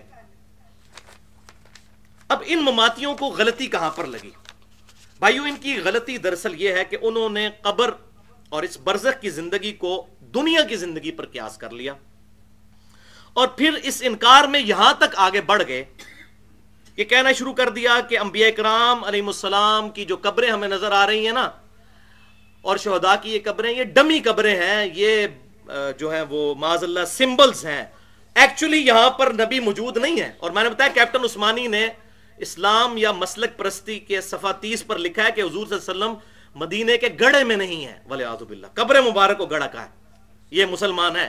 ایسی توحید پر لعنت، یہ شیطانی توحید ہے، یہ رحمانی توحید نہیں ہے۔ یہ وہی حدیث جو میں نے سنا دیا ہے مشرک، اور وہ کہنے والا خود مشرک ہوگا۔ ہم رحمانی توحید مانتے ہیں، شیطانی توحید نہیں مانتے۔ توحید بیان کریں، انبیاء کی توہین نہ کریں۔ لا ترفعوا اصواتکم فوق صوت النبی، نبی کی آواز سے بھی اپنی آواز کو بلند نہ کرنا، تمہارے اعمال اکارت ہو جائیں گے اور تمہیں خبر بھی نہیں ہوگی۔ بخاری شریف اٹھا کے دیکھیں، سورہ حجرات کی یہ آیت ابو بکر اور عمر کے بارے میں نازل ہوئی تھی۔ وہ آپس میں لڑ پڑے تھے حضور کے سامنے، حضور سے بدتمیزی نہیں کی، اور اللہ تعالیٰ نے کہا ابو بکر عمر تمہارے بھی اعمال برباد ہو جائیں گے اگر حضور کے موجودگی میں اپنی آواز کو بلند کیا۔ بھائیو، بڑا نازک معاملہ ہے۔ نبی صلی اللہ علیہ وسلم کی عزت اور ناموس یہ اسلام کی بنیاد ہے۔ مدینے کے گڑھے میں لعنت اللہ علی الکاذبین، جھوٹے پر اللہ کی لعنت۔ پھر وہ لیم ایکسکیوز دیتے ہیں، جی دیکھیں جی ایک بندہ ایک ریش میں مر گیا، ایک بندہ سمندر میں ڈوب گیا تو اس کی قبر کی طرح۔ تو بھائی آپ بخاری اور مسلم پڑھ کے دیکھیں، وہ حدیث بڑی مشہور کہ ایک بندے کی موت کا وقت قریب آیا، اس نے اپنی اولاد کو جمع کر کے کہا جب میں مر جاؤں تو میری لاش کے ٹکڑے ٹکڑے کر دینا، اس کی راکھ ہواؤں میں اور سمندروں میں بکھیر دینا، کیونکہ اللہ تعالیٰ نے اگر مجھے زندہ کر لیا تو مجھے عذاب دے گا، تو میں اس طریقے سے بچنا چاہتا ہوں۔ اور جب مر گیا تو اللہ تعالیٰ نے ہواؤں اور سمندروں کو حکم دیا۔ یہ بخاری اور مسلم دونوں میں ہے، اللہ کی رحمت کے بیان والے چیپٹر میں، مشکات میں بھی موجود ہے۔ وہ ساری راکھ جمع کی، اللہ نے پھر زندہ کر لیا۔ اس نے کہا یا اللہ اسی سے بچنا چاہتا تھا۔ اللہ تعالیٰ نے فرمایا کیوں؟ یا اللہ تجھے ڈر بڑا لگتا تھا؟ فرمایا تجھے بخش دیا۔ کفر کر کے مرا ہے، لیکن اس کا کفر جزوی تھا، کلی کافر نہیں تھا۔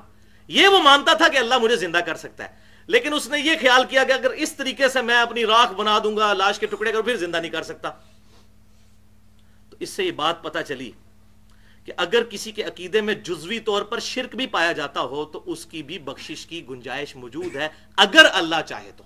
کلی شرک کی نہیں میں بات کر رہا۔ یہی وجہ ہے، اسی حدیث کی بنیاد پر میں یہ بات کہتا ہوں کہ کسی بھی اہل قبلہ، اہل کلمہ کو، اہل سنت کہلوانے والے تینوں گروہ، بریلوی، دیوبندی یا سلفی یعنی اہل حدیث یا اہل تشیع، کسی کو کافر نہیں کہنا چاہیے۔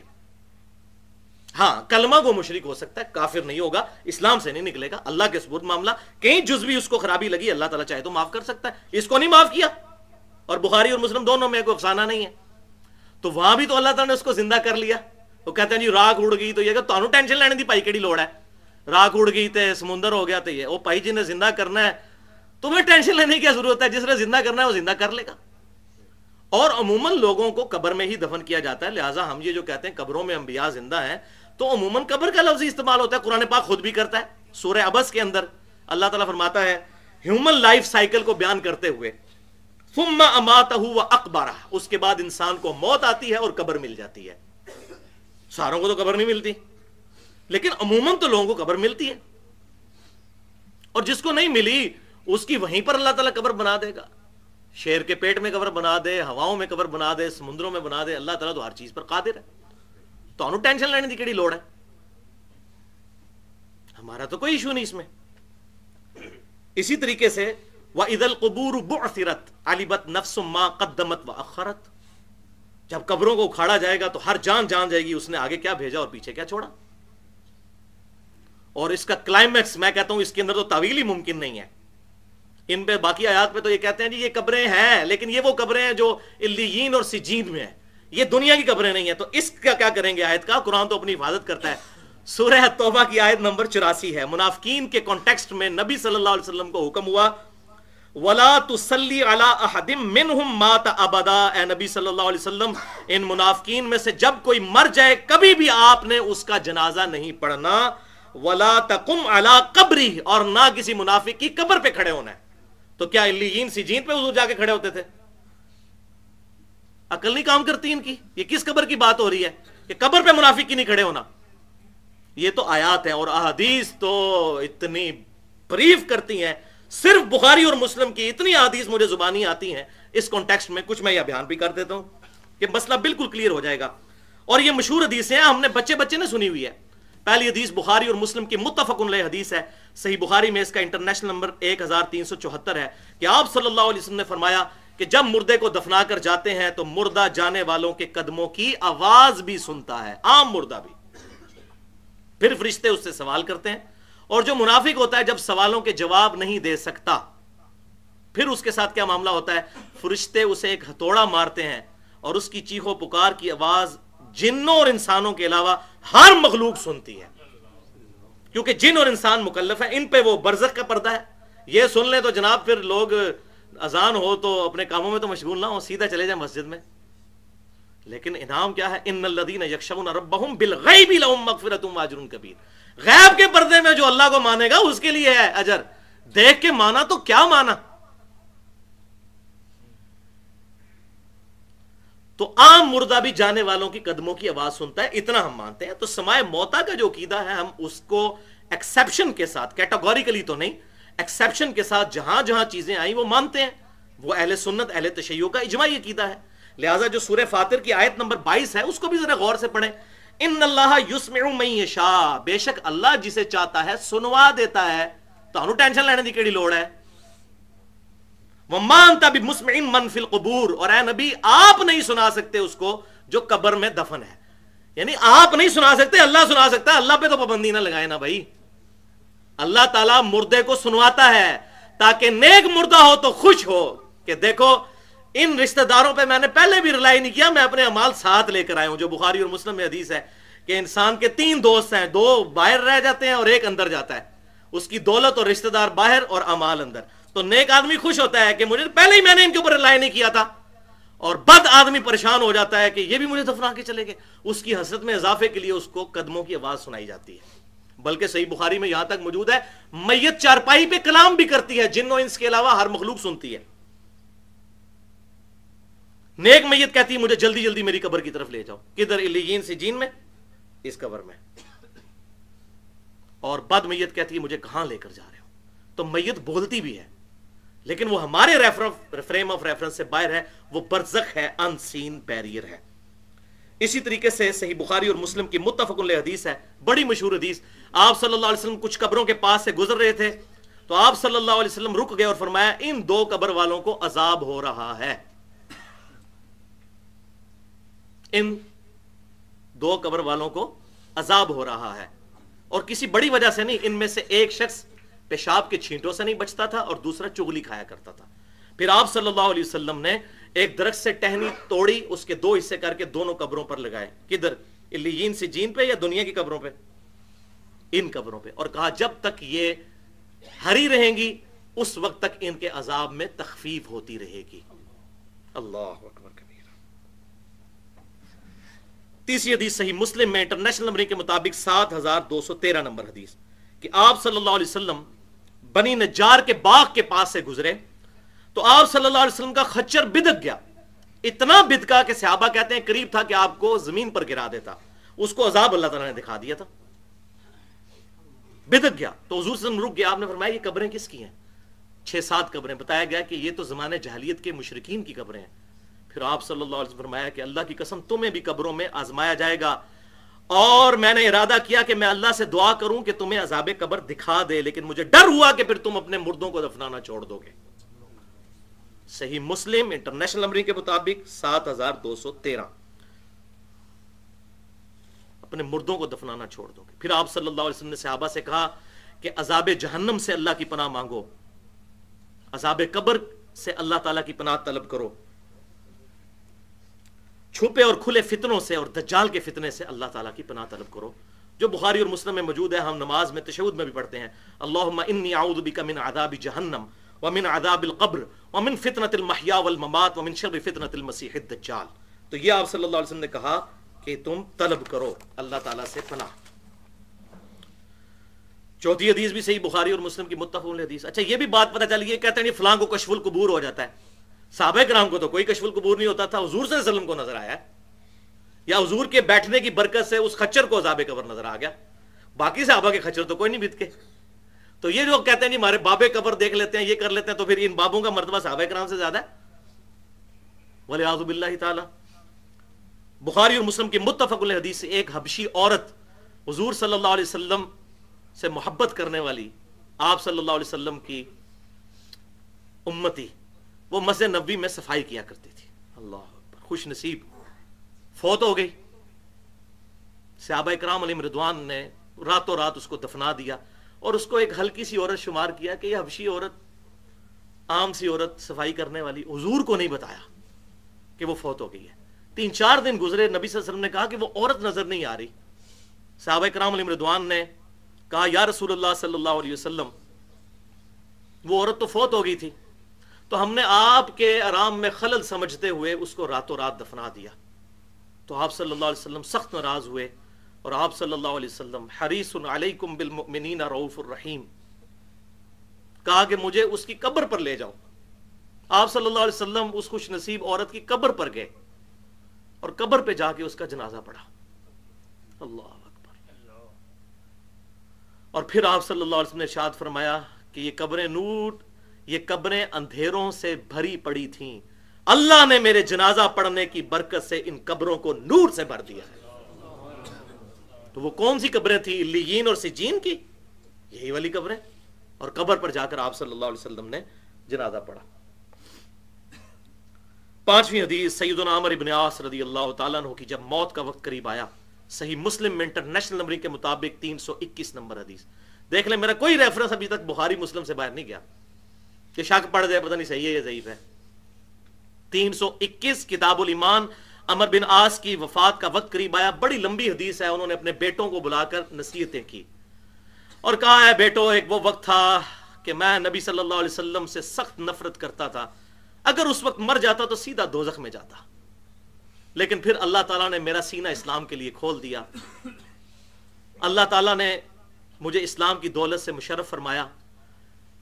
جب میں نبی صلی اللہ علیہ وسلم کے ہاتھ پر بیعت کرنے لگا تو میں نے اپنا ہاتھ واپس کھینچ لیا اور کہا یا رسول اللہ پہلے گارنٹی دیں کہ میرے پچھلے سارے گناہ معاف ہو جائیں گے. حضور نے گارنٹی دی تو آپ صلی اللہ علیہ وسلم کے ہاتھ پر میں نے بیعت کی. اللہ کی قسم ہے میرے بیٹو کہ میں آپ صلی اللہ علیہ وسلم کے چہرے کی وجاہت کی وجہ سے پوری زندگی کبھی آنکھیں بھر کر آپ صلی اللہ علیہ وسلم کو دیکھ نہیں سکا. اگر تم مجھ سے پوچھو کہ حضور کے خد و خال چہرے کے کیسے تھے، میں تم سے بیان نہیں کر سکتا. حضور کے رعب کی وجہ سے میں نے کبھی نگاہیں اٹھا کر بھی آپ صلی اللہ علیہ وسلم کی طرف نہیں دیکھا. اگر میں اس وقت مر جاتا تو سیدھا جنت میں جاتا. لیکن پھر میرے بیٹو مجھ پر تیسرا وقت آیا، میری زندگی میں ایک تیسرا وقت آیا اور مجھے آزمایا گیا حکمرانی کے فتنے سے. یہ وہی فتنہ جو انہوں نے امیر معاویہ کے ساتھ مل کر مولا علی کے خلاف خروج کیا اپنی آخری وقت میں. ظاہر ہے انسان کو اپنی غلطیاں تو یاد آتی ہیں موت کے وقت. تو بیٹو اب مجھے نہیں پتا میرے ساتھ کیا معاملہ ہونا ہے. مجھے آزمایا گیا. تحکیم کے مسئلے میں جو کچھ کیا یہ علیحدہ سے ایک ایشو ہے، اس کو میں یہاں پہ سکپ کرتا ہوں. تو اب میں جب مر جاؤں تو میرے ساتھ، میرے میت کے ساتھ کوئی نوحہ کرنے والی اور کوئی آگ اٹھا کر نہ جانا. جب میں مر جاؤں تو میری قبر میں دفنانے کے بعد میری قبر پر اتنی دیر تک بیٹھے رہنا جتنی دیر تک ایک اونٹ کو نہر کر کے اس کا گوشت تقسیم کیا جاتا ہے، تاکہ میں اپنی قبر سے مانوس ہو جاؤں. کس قبر سے؟ علیین یا سجین، یا اس قبر پہ بیٹھنا، اس قبر پہ. اور میں دیکھوں کہ میں اپنے رب کے بھیجے ہوئے فرشتوں کو سوالوں کے کیا جواب دیتا ہوں. یعنی کہ 2-2.5 گھنٹے بنتے ہیں اگر اونٹ کو نہر کر کے اس کا گوشت تقسیم کیا جائے. تو عمر بن عاص رضی اللہ تعالیٰ عنہ نے امت کو بالکل واضح عقیدہ دے دیا کہ اسی قبر میں سوال جواب ہوتے ہیں، یہی وہ قبر ہے. اور میں یہ سمجھتا ہوں کہ ان کا یہ عقیدہ بالکل اس حدیث کا مصداق بھی تھا جو سنن نبی داؤد میں انٹرنیشنل نمبر کے مطابق 3221 نمبر حدیث ہے کہ آپ صلی اللہ علیہ وسلم جب بھی کسی میت کو دفنانے کے بعد فارغ ہوتے تو آپ صلی اللہ علیہ وسلم اس قبر کے پاس کھڑے ہو کر کہتے اپنے بھائی کے لیے استغفار کرو، نمبر 1. نمبر 2، اس کے لیے ثابت قدمی کی دعا کرو. اور نمبر 3، اس سے اب سوال ہونے والے ہیں. قبر پہ کھڑے ہو کہتے اب سوال ہونے والے ہیں. تو بھائیو روحوں کا تعلق علیین اور سجین کے ساتھ بھی ہوتا ہے اور جسموں کے ساتھ بھی. اور اہل سنت اور اہل تشیع کا اجماعی عقیدہ ہے کہ عذاب قبر ہو یا جزا ہو، جزا یا سزا، یہ روح اور جسم دونوں کو ہوتا ہے، عام مردے کے کیس میں بھی۔ اب وہ یہ کہتے ہیں کہ جی دیکھیں جی قرآن پاک میں آیا کہ 2 زندگیاں اور 2 موتیں ہیں، سورۃ البقرہ کی آیت نمبر 28 اور سورۃ المؤمن کی آیت نمبر 11 کا حوالہ دیتے ہیں۔ تو اگر آپ کہیں گے کہ مردہ قبر میں زندہ ہو جاتا ہے تو یہ تیسری زندگی بن جائے گی، تو یہ تو قرآن کی مخالفت ہے۔ اور بھائی یہ زندگی وہ والی زندگی ہے ہی نہیں ہے جو 2 زندگیاں اور 2 موتیں بیان کی گئیں، ورنہ ہم قرآن پاک سے اب آپ کو الزامی جواب دیتے ہیں۔ سورہ الزمر کی آیت نمبر ہے 42 کہ اللہ تعالیٰ فرماتا ہے کہ ہم نیند کی حالت میں تمہاری روح کو قبض کر لیتے ہیں، اور جس کو موت دینی ہوتی ہے اس کی روح اپنے پاس روک لیتے ہیں اور باقیوں کی واپس کر دیتے ہیں۔ اب مجھے بتائیں جب نیند کی حالت میں روح قبض ہوتی ہے تو بندہ مرا ہوا ہوتا ہے، اس کو چٹکی کاٹیں یا سوئی چبوئیں تو وہ اٹھ جاتا ہے، سانس بھی اس کی جاری ہوتی ہے، اگرچہ روح اس کی اللہ کے پاس ہوتی ہے لیکن اس روح کا تعلق جسم کے ساتھ رہتا ہے۔ تو ہزاروں زندگیاں ہزاروں موتیں تو ہم کرتے ہیں۔ صحیح بخاری میں حدیث نہیں ہے کہ جب صبح آپ سو کے اٹھیں تو کیا دعا مانگتے ہیں؟ الحمدللہ الذی احیانا بعد ما اماتنا والیہ النشور، اے اللہ تو نے مجھے مرنے کے بعد دوبارہ زندہ کیا، تیری ساری تعریفیں ہیں۔ تو روزانہ مرتے جیتے ہیں ہم، تو 2 زندگیاں 2 موتوں والا کون سا سوال ہوا؟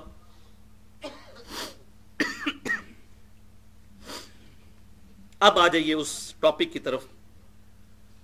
8 صحیح الاسناد احادیث کی روشنی میں کنکلوڈنگ ٹاپک ہے آپ صلی اللہ علیہ وسلم کی قبر مبارک میں جسمانی پلس روحانی زندگی، اور اس کا موڈ ہے برزخی، دنیاوی نہیں ہے۔ اس کو انشاءاللہ تعالی میں بریف کروں گا۔ جنت کے 8 دروازوں کی نسبت سے 8 حدیث ایک دفعہ دروشی پڑھ لیجیے۔ اللہم صلی علی محمد وعلی آل محمد کما صلیت علی ابراہیم وعلی آل ابراہیم انک حمید مجید۔ اللہم بارک علی محمد وعلی آل محمد کما بارکت علی ابراہیم وعلی آل ابراہیم انک حمید مجید۔ علمی point number 4، second last point. آپ صلی اللہ علیہ وسلم کی قبر مبارک میں زندگی جسمانی بھی ہے اور روحانی بھی، لیکن موڈ اور کیفیت کے اعتبار سے برزخی ہے، دنیاوی نہیں ہے۔ اس کی ڈیٹیل میں جانے سے پہلے 2 ٹرمز کو سمجھ لیجئے، 2 اصطلاحات، ظرف زمان اور ظرف مکان، یعنی ٹائم اینڈ سپیس، انگلش میں اس کو کہتے ہیں۔ مثلا میں کہتا ہوں کہ میں نے کل رات مسجد میں گزاری، تو اس جملے میں کل رات یہ ہے ظرف زمان، یعنی وہ ٹائم جو میں نے گزارا، اور مسجد ہے ظرف مکان یعنی سپیس، ٹائم اینڈ سپیس۔ بالکل اس طریقے سے ہم جب یہ کہتے ہیں کہ نبی صلی اللہ علیہ وسلم اپنی قبر مبارک میں جسمانی پلس روحانی زندگی کے ساتھ برزخی حیات کے ساتھ زندہ ہیں، تو اس میں قبر مبارک جو ہے یہ سپیس ہے اور برزخی زندگی ٹائم ہے، ظرف زمان ہے۔ تو قبر مبارک میں زندہ ہے اور اس روح مبارک کا تعلق جنت الفردوس میں بھی ہے اور قبر مبارک میں بھی ہے، بلکہ وہ تو قبر مبارک خود جنت کا ٹکڑا ہے، پیرلل میں یہ تعلق موجود ہے۔ پہلی حدیث وہی جو میں بیان کر چکا پہلے، بخاری اور مسلم کی متفق علیہ حدیث، اور امام بخاری نے اس حدیث پہ 1196 نمبر حدیث پہ باب باندھا ہے، قبر رسول سے لے کر ممبر رسول تک کے حصے کی فضیلت، کہ آپ صلی اللہ علیہ وسلم نے فرمایا میرے گھر سے لے کر میرے ممبر تک جنت کے ٹکڑوں میں سے ایک ٹکڑا ہے ریاض الجنہ، اور اسی میں آپ صلی اللہ علیہ وسلم کو دفنایا گیا۔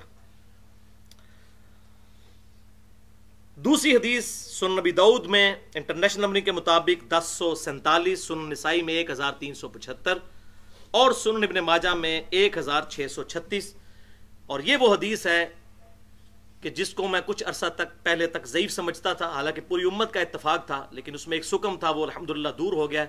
اب وہ ٹیکنیکل بات ہے، یہاں پر میں آپ لوگوں کو سمجھا نہیں سکتا۔ بہرحال اس میں جو راوی جس پر اعتراض تھا کہ یہ عبد الرحمن بن یزید بن جابر نہیں بن تمیم ہے، تو یہ بات بالکل اسٹیبلش ہے محدثین کے ہاں کہ یہ بن تمیم نہیں ہے بلکہ بن جابر ہے، اور یہ روایت بالکل صحیح ہے، مرفوع اور موقوف روایتیں جو ہے وہ آلریڈی میں نے کئی دفعہ بیان کی ہیں، صحیح موجود ہے۔ بل یہ حدیث بہت کریٹیکل حدیث ہے، بڑی مشہور حدیث ہے کہ آپ صلی اللہ علیہ وسلم نے فرمایا کہ تمہارے دنوں میں سب سے افضل دن جمعے کا دن ہے، اسی دن آدم علیہ السلام پیدا ہوئے، اسی دن ان کو موت آئی، اسی دن قیامت قائم ہوگی اور اسی دن سور پھونکا جائے گا۔ تم جمعے کے دن مجھ پر کثرت سے درود شریف پڑھا کرو، بے شک تمہارا درود مجھ پر پیش کیا جائے گا۔ ایک صحابی نے بڑی جرت کر کے عرض کی، اے اللہ کے رسول صلی اللہ علیہ وسلم، جب آپ فوت ہو جائیں گے اور آپ کی ہڈیاں بوسیدہ ہو جائیں گی قبر میں، کیا اس وقت بھی آپ پر درود شریف پیش ہوگا؟ اب یہ سوال تو بڑی جرت والا تھا، لیکن اس سے عقیدہ کلیئر ہو گیا۔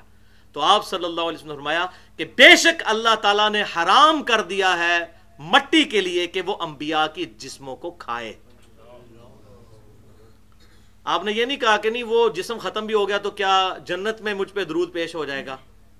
آپ نے بالکل کلیئر کٹ، اسی قبر مبارک میں درود شریف پیش ہوتا ہے آپ صلی اللہ علیہ وسلم پر، ورنہ تو یہ بات بتانے کی ضرورت ہی کوئی نہیں تھی۔ کہتے ہیں جی اس قبر کے ساتھ تو تعلق ہی کوئی نہیں ہے، جنت میں ہوں گا مجھے پہنچ جائے گا درود۔ تو بالکل کلیئر ہو گیا جمعے کے دن درود شریف کے حوالے سے۔ لہذا اس حوالے سے یہ عقیدہ بالکل کلیئر ہوا کہ آپ صلی اللہ علیہ وسلم کی قبر مبارک میں آپ صلی اللہ علیہ وسلم پر درود شریف پیش کیا جاتا ہے۔ اب باقی لوگ جو وہ کہتے ہیں کہ نامہ اعمال پیش ہوتے ہیں، اور مسند البزار کی وہ حدیث پیش کرتے ہیں انٹرنیشنل نمبرنگ کے مطابق 1925 کہ آپ صلی اللہ علیہ وسلم نے فرمایا میری زندگی بھی تمہارے لیے رحمت ہے، میری موت بھی تمہارے لیے رحمت ہے، جب میں فوت ہو جاؤں گا تم میں سے نیک لوگوں کے اعمال جب مجھے ملیں گے میں اللہ کا شکر ادا کروں گا قبر میں، اور برے لوگوں کے جب اعمال پیش کیے جائیں گے تو میں ان کے لیے استغفار کروں گا۔ تو بھائیو، اصول محدثین پر یہ حدیث پکی ضعیف ہے، اس میں سفیان ثوری مدلس ہیں اور ان سے روایت کر رہے ہیں اور سما کی تصریح نہیں ہے، اور ایک دوسرے راوی عبد المجید بن عبد الحمید وہ بھی مدلس ہیں اور ان سے روایت کر رہے ہیں اور سما کی تصریح کوئی نہیں موجود۔ اور صحیح مسلم کے مقدمے میں یہ پیٹ رول محدثین کا موجود ہے کہ مدلس کی ان والی روایت سما کی تصریح کے بغیر ضعیف تصور کی جاتی ہے، لہذا وہ روایت بالکل ضعیف ہے۔ ہاں صحیح مسلم میں حدیث ہے کہ ہر سوموار اور ہر جمعرات کو اللہ کے حضور نامہ اعمال پیش کیے جاتے ہیں، یہ حدیث ہے، یہ بالکل صحیح حدیث ہے۔ تیسری حدیث مصنف ابن ابی شیبہ میں انٹرنیشنل نمبرنگ کے مطابق 33,819 اور دلائل النبوہ امام بہیقی کی 345 نمبر یہ حدیث ہے۔ یہ وہ حدیث ہے موقوف جو میں کہہ رہا ہوں کہ جس پہ سب کا اتفاق ہے۔ جو لوگ وہ پچھلی والی حدیث کو ضعیف بھی کہتے ہیں نا، اس کو بھی وہ صحیح مانتے ہیں، اس پہ سب کا اتفاق ہے، شیخ البانی کا بھی، شیخ زبیر علی زئی صاحب کا بھی، باقیوں کا بھی۔ یہ بڑی زبردست حدیث ہے۔ ابو العالیہ تابعی کا بیان ہے اور انس ابن مالک کا بیان ہے، ریفرنس میں پہلے دے چکا، کہ جب تستر شہر فتح ہوا ایران کا سیدنا عمر کے دور میں، تو وہاں کا جو خزانہ تھا اس میں سے ایک بہت بڑے تابوت میں ایک لاش ملی جو باہر رکھی ہوئی تھی، اور صحابہ کہتے ہیں وہ لاش اتنی بڑی تھی کہ اس کا جو ناک تھا نا اس بندے کا وہ 1 ہاتھ کے برابر تھا، 1.5 فٹ ناک تھا اتنا، تو وہ خود کتنا بڑا بندہ ہوگا، اور اس کے سرانے ایک کتاب بھی رکھی ہوئی تھی، لیکن وہ کتاب عبرانی زبان میں تھی۔ تو ہم نے وہ کتاب سیدنا عمر فاروق رضی اللہ تعالیٰ عنہ جو اس وقت خلیفۃ المسلمین تھے ان کو ارسال کر دی مدینہ شریف میں۔ تو سیدنا عمر نے کعب بن احبار تابعی کو بلایا جو یہودی عالم تھے، حضور کی زندگی میں زندہ تھے لیکن ایمان نہیں لائے، اس لیے تابعی ہیں، بعد میں مسلمان ہوئے، بہت بڑے عالم یہودی، ان کو عبرانی زبان آتی تھی، انہوں نے اس کتاب کا عربی میں ترجمہ کیا۔ تو تبا تابی پوچھتا ہے اے ابو العالیہ کیا آپ نے وہ کتاب پڑھی تھی؟ انہوں نے کہا ہاں میں نے خود پڑھی تھی۔ تو اس نے کہا اس کتاب میں کیا ہے؟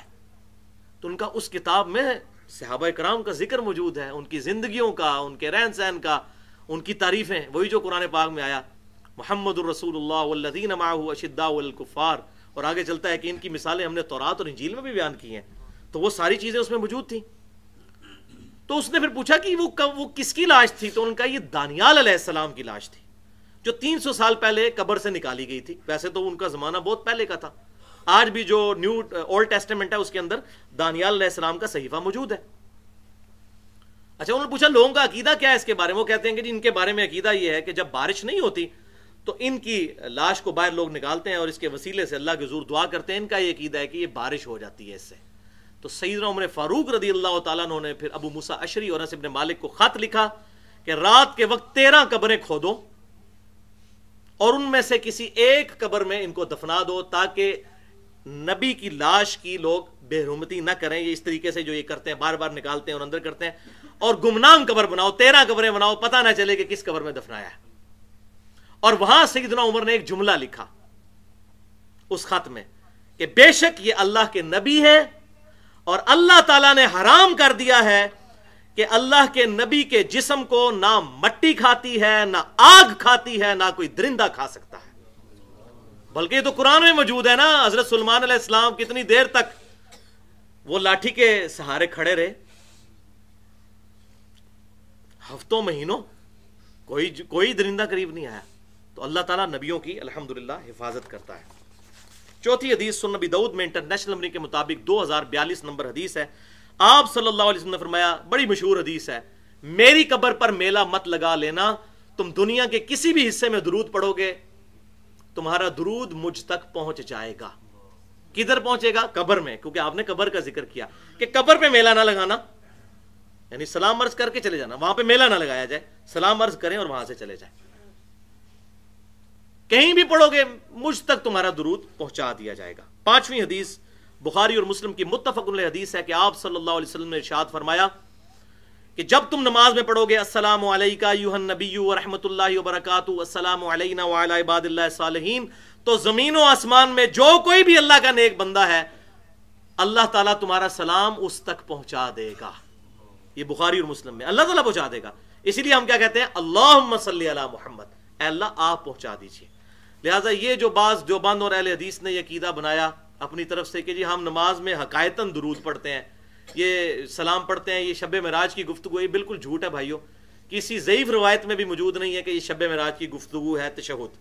یہ بخاری اور مسلم کی متفق علیہ حدیث ہے۔ ابن مسعود کہتے ہیں آپ صلی اللہ علیہ وسلم نے ہمیں قرآن کی طرح اپنے دونوں مبارک ہاتھوں کے درمیان میرا ہاتھ لے کے تشہد ہمیں تعلیم فرمایا تھا، التحیات للہ والصلوات سے لے کر عبدہ ورسولہ تک۔ عبداللہ بہالپوری صاحب نے لکھا جی ہم نماز میں سٹوری کے طور پہ درود پڑھتے ہیں۔ وہ نماز ہی کیا ہے، سٹوری کے طور پہ کہاں سے پڑھنا ہے؟ بخاری اور مسلم ہی بھائی آپ پڑھ لیتے کہ اللہ کے محبوب صلی اللہ علیہ وسلم فرما رہے ہیں کہ جب تم درود پڑھو گے اللہ تمہارا درود پہنچا دے گا، تو سٹوری پہنچائے گا؟ انشائیہ پڑھنا ہے، انشائیہ پڑھنا ہے۔ چھٹی حدیث سنن نسائی میں انٹرنیشنل نمبر کے مطابق 1283، آپ صلی اللہ علیہ وسلم نے فرمایا بے شک اللہ کے کچھ فرشتے زمین میں گردش کرتے رہتے ہیں اور کرتے رہیں گے، اور میرے امتیوں کا سلام مجھ تک پہنچاتے ہیں اور پہنچاتے رہیں گے۔ یہ الحمدللہ یہ بھی حدیث بالکل صحیح ہے۔ البتہ ایک حدیث پیش کی جاتی ہے کہ جی آپ صلی اللہ علیہ وسلم نے فرمایا کہ اللہ تعالیٰ قیامت تک میری قبر پر ایک فرشتہ مقرر کر دے گا جو ساری طرف کی آوازیں سن کے مجھ تک درود شریف پہنچائے گا۔ وہ روایت بالکل ضعیف ہے اور شیخ البانی کو بھی اس مسئلے میں غلطی لگی، 1530 نمبر انہوں نے سلسلہ احادیث صحیحہ میں اس کو لیا اور کہا کہ روایت صحیح ہے۔ حالانکہ جب اس پر بحث کی تو انہوں نے خود مانا کہ اس میں کچھ راوی ایسے ہیں جو مجہول ہیں اور کچھ جو ہیں وہ محدثین کے نزدیک ضعیف ہیں، اور آخر میں اتنا کانفیڈنس لوز کر گئے تھے، انہوں نے اینڈ پہ لکھا کہ انشاءاللہ یہ حسن بن جائے گی، تو اسے پتہ چل گیا کہ کوئی نہیں بنتی ہے۔ انشاءاللہ جب لگایا ساتھ تو اندازہ ہو گیا کہ یہ تو یہ ٹیکنیکل چیز ہے جی، انشاءاللہ 2 × 2 4 تو نہیں ہوتے نا، وہ تو ڈیفینیٹلی ہیں، انشاءاللہ تو نہیں کہنا، یہ کوئی مستقبل کی بات تو نہیں آپ کر رہے، ڈیفینیٹ ماضی کی بات کر رہے ہیں، تو یہ روایت بالکل ضعیف ہے۔ اس حوالے سے میں نے یہ ساری روایتیں جو ہیں وہ قبر رسول والا لیکچر 54 C اور D 200 منٹ کی گفتگو ہے، قبر رسول صلی اللہ علیہ وسلم کی حاضری سے متعلق فرقہ وارانہ نظریات کا تحقیقی جائزہ اس میں بیان کی ہیں۔ اب آخری 2 حدیثیں اس پوائنٹ کی، کرٹیکل احادیث۔ 7ویں حدیث سنن نبی داؤد کتاب المناسک میں آپ صلی اللہ علیہ وسلم کی قبر مبارک کی حاضری والے چیپٹر میں 2041 نمبر حدیث ہے۔ آپ صلی اللہ علیہ وسلم نے ارشاد فرمایا جب کوئی شخص مجھ پر سلام پڑھے گا تو اللہ تعالیٰ، یہ پرٹیکولر قبر کے بارے میں، اللہ تعالیٰ میری روح کو لوٹا دے گا اور میں اس کے سلام کا جواب بھی دوں گا۔ اللہ تعالیٰ مطلع کر دے گا، جو قبر پر جا کر سلام عرض کرتا ہے تو آپ صلی اللہ علیہ وسلم اس کے سلام کا جواب خود دیتے ہیں۔ اور یہاں جو ہے کہ روح لوٹا دے گا، یہ روح کا لوٹنا برزخی ہے، اور تمام محدثین کا اتفاق ہے یہاں روح لوٹنے سے مراد ہے اللہ تعالیٰ کا متوجہ کرنا آپ صلی اللہ علیہ وسلم کو اس شخص کی طرف جو قبر مبارک پر آیا ہے، ورنہ تو روح تو پہلے ہی برزخی تعلق موجود ہے، یہ لوٹنا برزخی تعلق، یہ برزخی لوٹنا ہے، دنیاوی لوٹنا نہیں ہے۔ اور یہی وجہ ہے کہ صحابہ کرام علیہم رضوان شوق کے ساتھ آپ صلی اللہ علیہ وسلم کی قبر مبارک پہ سلام عرض کرتے تھے۔ میں نے پہلے بھی بیان کیا، الموطا امام مالک میں، سنن الکبریٰ البہقی کے اندر، فضل الصلاۃ علی النبی میں، المصنف ابن ابی شیبہ میں، انٹرنیشنل نمبر کے مطابق 11793 نمبر اثر ہے इब्न उमर रदियल्लाहु ताला अन्हु जब भी सफर पर जाते कब्र रसूल पर पहले हाजिरी देते, 2 नफिल पढ़ते मस्जिद नबवी में, फिर कब्र रसूल पर हाजिरी देकर अस्सलामु अलैका या रसूल अल्लाह, अस्सलामु अलैका या अबा बकर, और फिर अस्सलामु अलैका या अबता, ये सलाम पढ़ा करते थे। ये उनकी सुन्नत है और अल्हम्दुलिल्लाह पूरी उम्मत का इजमा है, अहले सुन्नत और अहले तशय्यो का, कि कब्र रसूल पर हाजिरी का यही तरीका है कि कब्र मुबारक के सामने जाकर रोज़ा शरीफ के सामने अस्सलामु अलैका या रसूल पढ़ा जाए।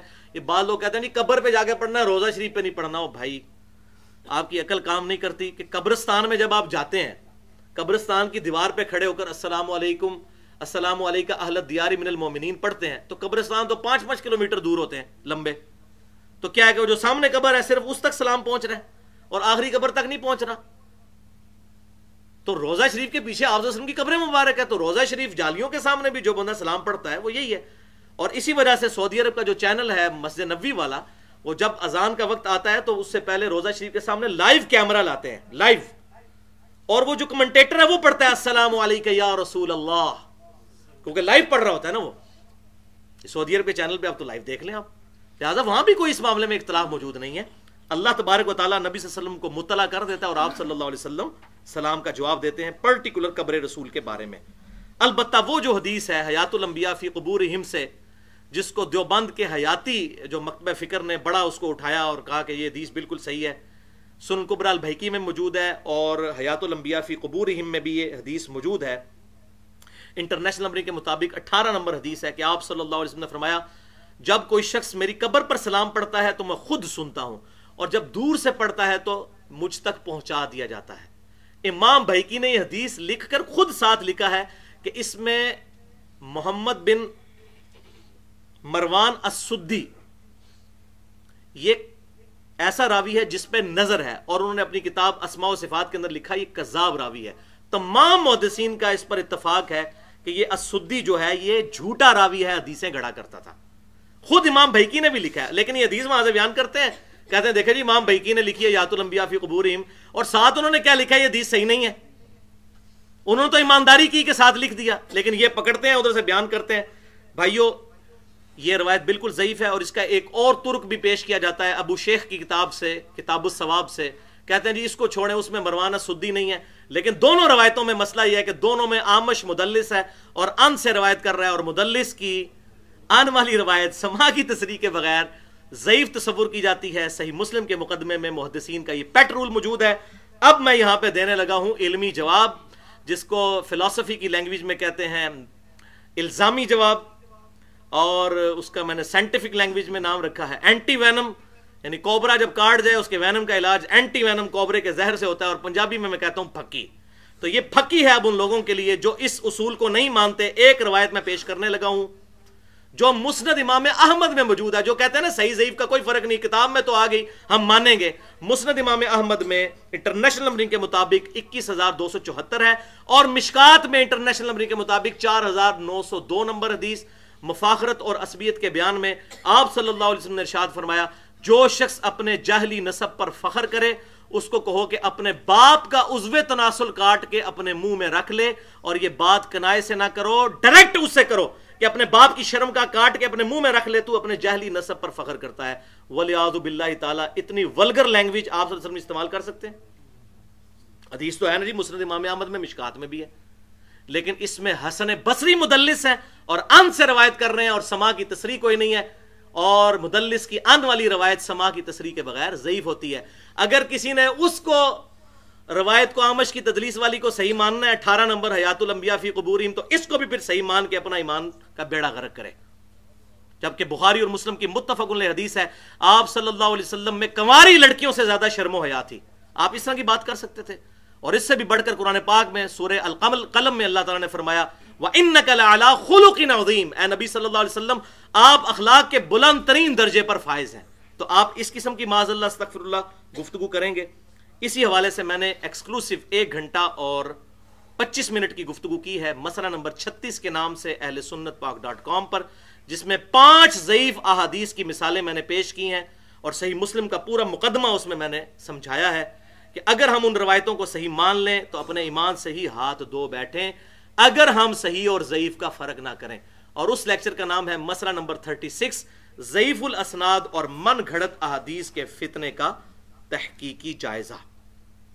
اب آخری حدیث، 8ویں حدیث، وہ صحیح مسلم کی انٹرنیشنل نمبر کے مطابق فضائل موسیٰ والے چیپٹر میں علیہ السلام 6156 اور 6157 کہ آپ صلی اللہ علیہ وسلم نے فرمایا کہ میں نے شب معراج موسیٰ علیہ السلام کو سرخ ٹیلے کے پاس اپنی قبر میں نماز پڑھتے ہوئے دیکھا، ہوا قائم یصلی فی قبری، وہ اپنی قبر میں کھڑے ہو کر نماز پڑھ رہے تھے، لیٹ کے نہیں، کسی کو وہم نہ پڑ جائے، لیکن وہ ہم آبزرو نہیں کر سکتے۔ اللہ تعالیٰ نے معجزانہ طور پر آپ صلی اللہ علیہ وسلم کو منظر دکھا دیا تاکہ امت تک عقیدہ پہنچ جائے کہ آپ صلی اللہ علیہ وسلم نے وہاں پر یہ منظر دیکھا۔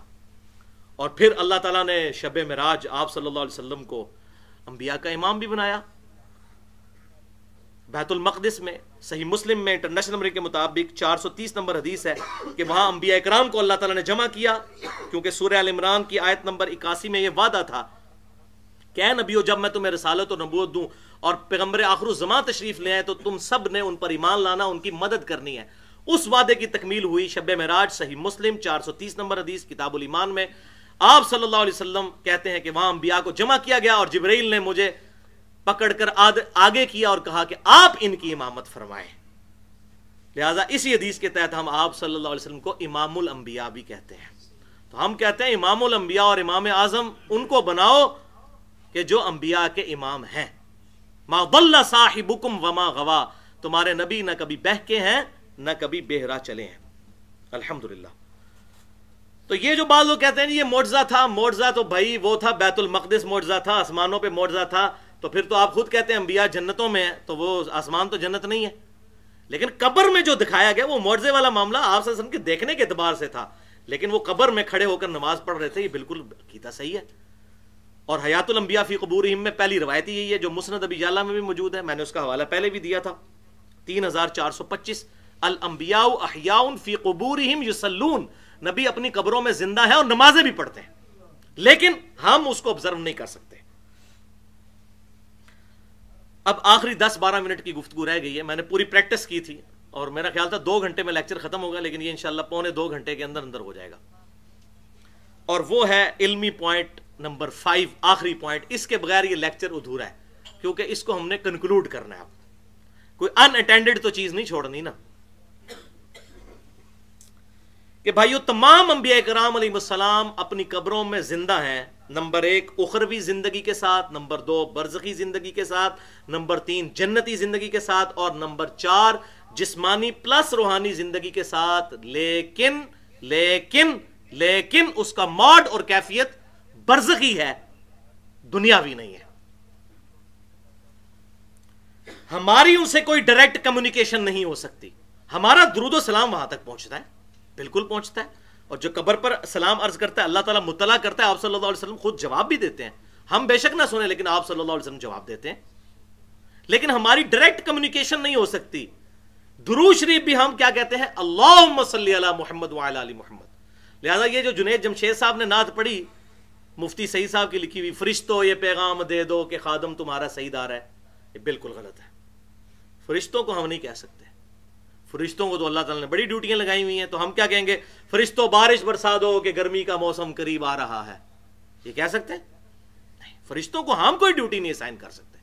ہم کیا کہیں گے؟ اللہم صلی علی محمد وعلی آل محمد، آپ پہنچائیے اے اللہ۔ اللہ تعالیٰ فرشتوں کے ذریعے پہنچائے، ہواؤں کے ذریعے پہنچائے، جنات کے ذریعے پہنچائے، ہم اللہ تعالیٰ کو پکاریں گے، ایاک نعبد و ایاک نستعین۔ اور اسی میں میں جملہ بولتا ہوں کہ بھائیو جھگڑا یہ نہیں ہے کہ مولا علی کو اختیار ہے یا نہیں، شیخ عبد القادر جیلانی کو اختیار ہے یا نہیں، اختیار ہو تب بھی اللہ کے علاوہ کسی اور ہستی سے دعا کرنا عبادت کی ایک شکل ہے اور وہ شرک ہے۔ بارش کون برساتا ہے؟ اللہ۔ ڈیوٹی کس کی ہے؟ فرشتوں کی۔ لیکن ہم بارش اللہ سے مانگیں گے، فرشتوں سے مانگیں گے تو مشرک ہو جائیں گے۔ اور بخاری اور مسلم کی متفق علیہ حدیث ہے، آپ صلی اللہ علیہ وسلم دنیا میں موجود تھے اس وقت کی، بخاری اور مسلم میں، کہ 70 صحابہ کو دھوکے سے شہید کر دیا۔ تو جب وہ شہید ہونے لگے اس وقت انہوں نے کہا اے اللہ تو ہمارے نبی کو ہمارے حال کی خبر کر دے کہ ہم نے تیرے نبی کے دین کو نہیں چھوڑا، ہم اس حال میں اپنے رب سے مل رہے ہیں کہ ہمارا رب ہم سے راضی، ہم اس سے راضی۔ اور حضور صلی اللہ علیہ وسلم کی چشمان کرم سے آنسو جاری ہیں، اور کہا کہ تمہارے بھائیوں نے مرتے مرتے یہ دعا کی تھی اللہ کے حضور، اللہ نے میرے تک وہ بات پہنچا دی ہے کہ انہوں نے اپنے نبی کا دین نہیں چھوڑا۔ انہوں نے یہ نہیں کہا فرشتوں یہ پیغام دے دو یا رسول اللہ انظر حالنا، ان کو پتا تھا یہ گستاخی ہے ایسا عقیدہ رکھنا، حضور نے تعلیم ہی نہیں فرمایا،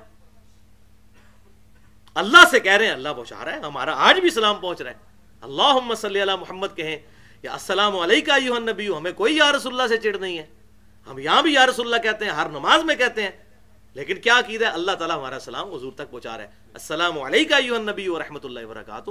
میں نے تو تقریباً 2.25 گھنٹے کی مسئلہ حاضر ناظر کے اوپر گفتگو کی ہے، مسئلہ نمبر 7 کے نام سے، اور اس میں جو ایگزیجریشنز ہیں ساری طرف کی وہ میں نے الحمدللہ کھول کر بیان کی ہیں۔ آج کے لیکچر کے حوالے سے کوئی تشنگی نہ رہ جائے، 2 لیکچرز اس کے ساتھ کمپلیمنٹری جڑے ہوئے ٹاپک ہیں جو میں آج بیان نہیں کر سکا، ورنہ 3 گھنٹے اور لگ جاتے ہیں، میں آخر میں بس ان کا حوالہ دے دوں۔ پہلا لیکچر ہے مسئلہ نمبر 43 کے نام سے، وسیلہ اور توسل کے صحیح احکام و مسائل، تقریباً 1.5 گھنٹے کی گفتگو ہے، اور دوسرا لیکچر ہے مسئلہ نمبر 54C اور D کے نام سے، یہ توسل والا لیکچر 88 منٹ کا، اور یہ دوسرے والا لیکچر مسئلہ 54C اور D، قبر رسول صلی اللہ علیہ وسلم کی حاضری سے متعلق فرقہ وارانہ نظریات کا تحقیقی جائزہ، یہ 200 منٹ کی گفتگو ہے۔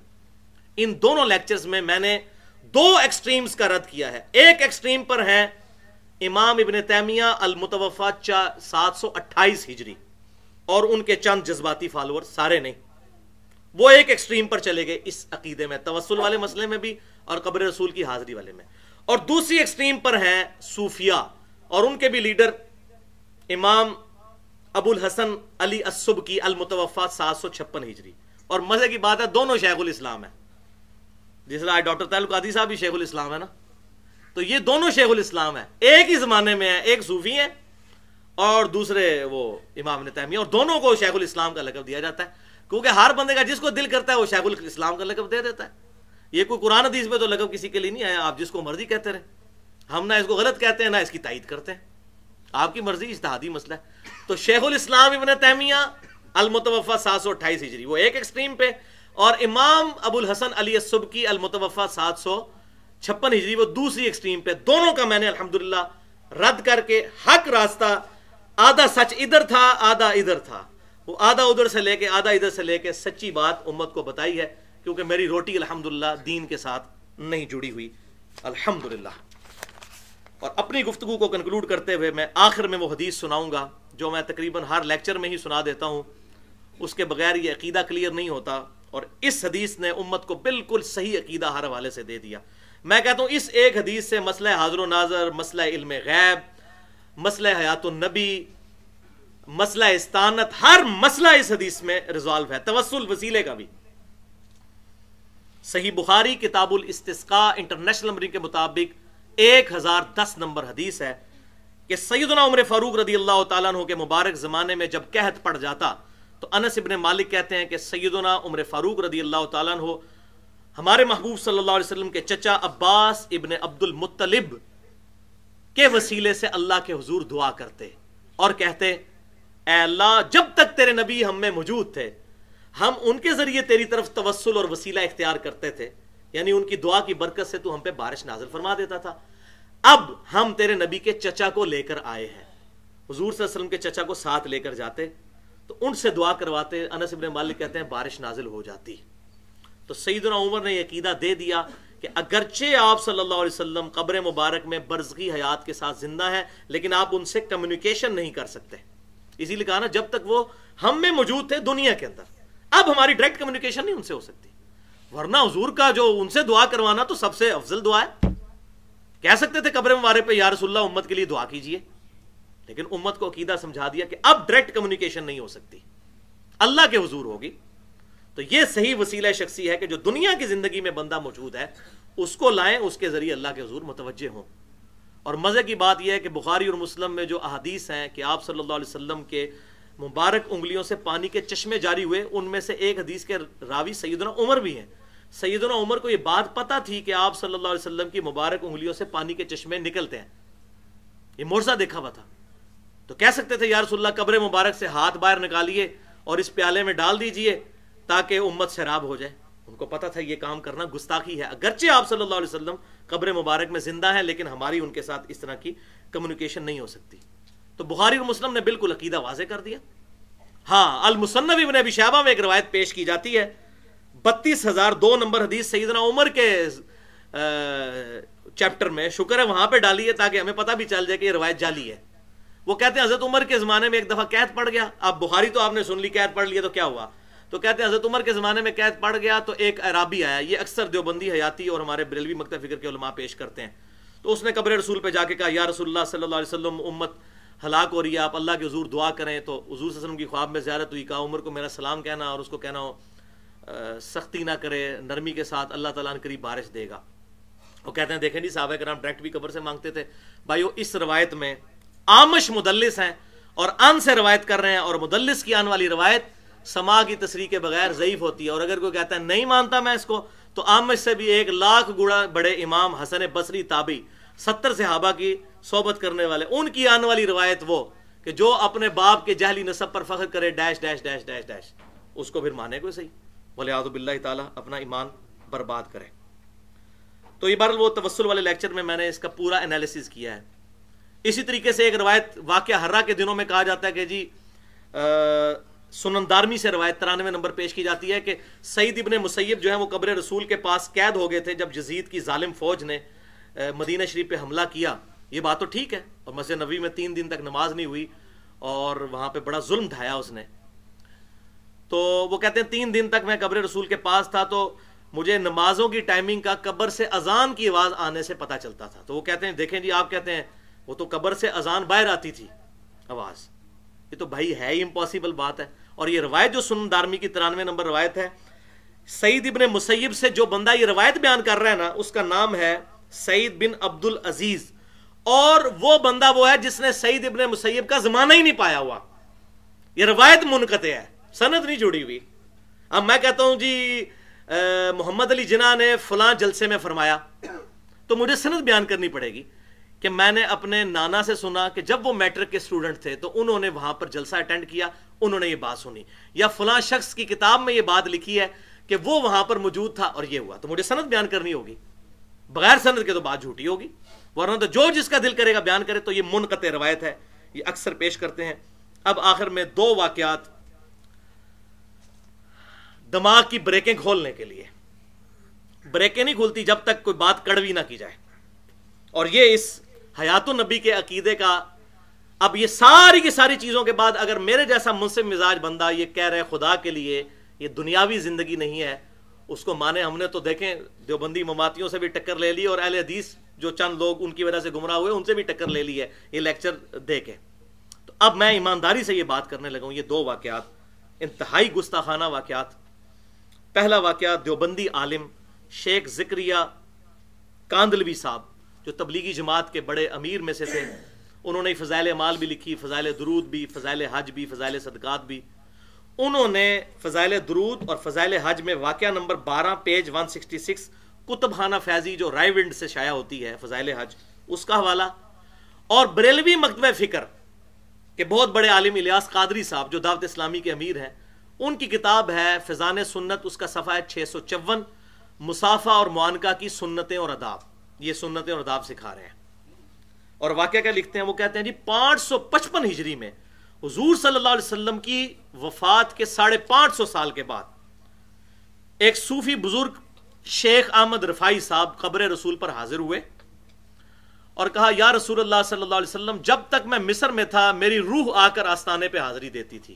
اب یہ پتہ نہیں کون سی روح ہے کہ جو زندگی میں بھی نکلتی ہے اور پھر واپس چلی جاتی ہے. یا رسول اللہ اب جسموں کی حاضری کی باری آئی ہے, قبر مبارک سے اپنا ہاتھ باہر نکالیے, میں آپ کے ہاتھ مبارک کو بوسہ دینا چاہتا ہوں. ولیعوذ باللہ تعالی. بھائیو لاکھوں اگر حاجی یہی قبر رسول پر حاضری کے وقت ڈیمانڈ رکھ دیں, یہ پاسبل ہے؟ آپ صلی اللہ علیہ وسلم بالکل جسمانی اور روحانی حیات کے ساتھ برزخی موڈ میں زندہ ہے, دنیا میں کمیونیکیشن نہیں ہو سکتی. تو کہتے ہیں جی 90,000 لوگوں کی موجودگی میں قبر مبارک سے ہاتھ باہر نکلا. یہ خواب نہیں بیان کر رہے, 90,000 کا مجمع کٹھا تو نہیں خواب دیکھ رہا, یہ بیداری کا واقعہ وہ بیان کر رہے ہیں. کہہ رہے ہیں جی 90,000 لوگوں نے یہ منظر لائیو دیکھا کہ قبر مبارک سے ہاتھ نکلا اور شیخ احمد رفائی نے بوسہ دیا, اور ان منظر دیکھنے والوں میں شیخ عبد القادر جیلانی رحمت اللہ علیہ کا نام بھی ذکر کیا جاتا ہے. کر دو جی ذکر تہاڈی مرضی جدا مرضی, تاکہ بریلوی بیچارے سہم جان کے 11ویں والے پیر بھی سن تے پھردے ہویا ہونا ہے. وہ پائی کتنے لکھے ہوا ہے, کدھر لکھا ہوا ہے؟ ان کا نام بھی ذکر کیا جاتا ہے تاکہ سارے پکے ہو جائیں کہ یہ بات بالکل ٹھیک ہے. بھائیو جھوٹ کے پاؤں نہیں ہوتے, اور چور اپنی لنگوٹی چھوڑ کے بھاگتا ہے. اور چور نے یہاں لنگوٹا چھوڑا ہے کہ 1000 سال پہلے کا واقعہ, تقریباً 900 سال پہلے کا, اور کہہ رہے ہیں مسجد نبوی میں 90,000 کا مجمع. بھائی 90,000 کا مجمع آج سے 900 سال پہلے تو بڑی دور کی بات, آج سے 50 سال پہلے بھی 90,000 کا مجمع مسجد نبوی میں نہیں آتا تھا. یہ تو 55 میں ایکسٹینشن ہوئی اور پھر 90s میں آ کے ایکسٹینشن ہوئی, تو اب 6.5 لاکھ بندہ آتا ہے. آج سے تو 50 سال پہلے بھی 90,000 کا مجمع مسجد نبوی میں نہیں آتا تھا. اور پھر 90,000 بندہ بیک وقت ایک ہاتھ مبارک کو دیکھ سکتا ہے, وہ کتنا ہوگا سائز میں؟ حافظ کا تو قبر مبارک کا سائز بھی ہمیں پتا ہے. وَلِعَوْذُ بِاللَّهِ تعالیٰ. میں یہ کہتا ہوں اتنی بڑی گستاخی, اتنی بڑی جرت. یار صحابہ کرام تو حضور صلی اللہ علیہ وسلم کی وفات کے بعد روتے روتے مر گئے, سیدہ فاطمہ باقی صحابہ کے. ہم اپنے نبی کو اب دیکھ نہیں سکیں گے. انہوں نے تو کبھی نہیں کہا کہ جی قبر مبارک سے ہاتھ باہر نکالیے ہم دیکھیے. سیدہ عائشہ 47 سال تک حضور کے بعد زندہ رہی ہیں, 47 ایئرز, اور اسی حجرے میں جہاں کے قبر مبارک ہے. انہوں نے کبھی نہیں کہا کہ میری حضور سے ملاقات ہوئی. سیدہ فاطمہ نے کبھی نہیں کہا میری ملاقات ہوئی. حتیٰ کہ جب سیدہ عائشہ اجتہادی غلطی کی وجہ سے جمل کے لیے نکلی تو بڑا اچھا موقع تھا, آپ صلی اللہ علیہ وسلم قبر مبارک سے ہاتھ باہر نکالتے کہ نہ لڑو جا کر علی کے ساتھ, وہ خلیفہ برحق ہے. بعد میں جو سیدہ عائشہ روتی رہی, ان کا دوپٹہ تر ہو جاتا تھا. صحیح بخاری میں بھی اشارتاً ذکر ہے, مسند امام احمد, مصنف ابن ابی شیبہ میں, وہ کہتی تھی حضور کے بعد میں نے اتنی بڑی غلطی کی ہے علی سے جنگ کر کے, مجھے اب میری سوکنوں کے ساتھ دفن کرنا, قبر رسول کے ساتھ دفن نہ کرنا, تاکہ ان کی وجہ سے لوگ میری تعریف نہ کریں, ابو بکر, عمر اور رسول اللہ کی وجہ سے. بعد میں وہ روتی تھیں تو حضور صلی اللہ علیہ وسلم روک لیتے نا سیدہ عائشہ کو کہ تم یہ کام نہ کرو. ان سے زیادہ لاڈلی بیوی دنیا اور آخرت میں حضور صلی اللہ علیہ وسلم کی بیوی اور ہماری ماں, انہوں نے کوئی ایسا میں کہتا ہوں جی اس میں میرا چیلنج ہے, کوئی ضعیف روایت دکھا دیں کہ حضرت عائشہ نے کہا کہ قبر رسول پہ میری اپنے محبوب صلی اللہ علیہ وسلم سے ملاقات ہوئی ہے. آئی بات کے لوگ سنا ہے آپ ہر عاشق کے گھر تشریف لاتے ہیں, میرے گھر میں بھی ہو جائے چراغاں یا رسول اللہ, اور جب کوئی سمجھاتا ہے اس کو کہتے ہیں گستاخ ہے. گستاخ تو آپ ہو.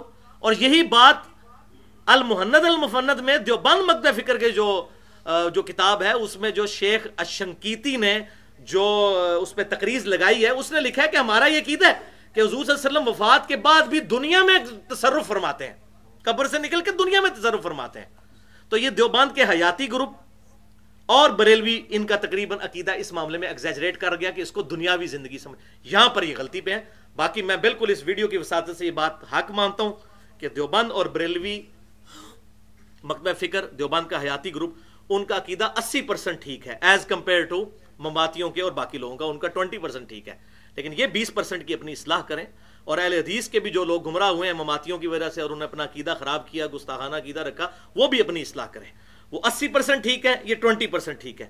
تو 80-20 کی ریشو کو ملائیں اور جو حق بات ہے اس کو قبول کریں. الحمدللہ وہ میں نے بیان کر دی.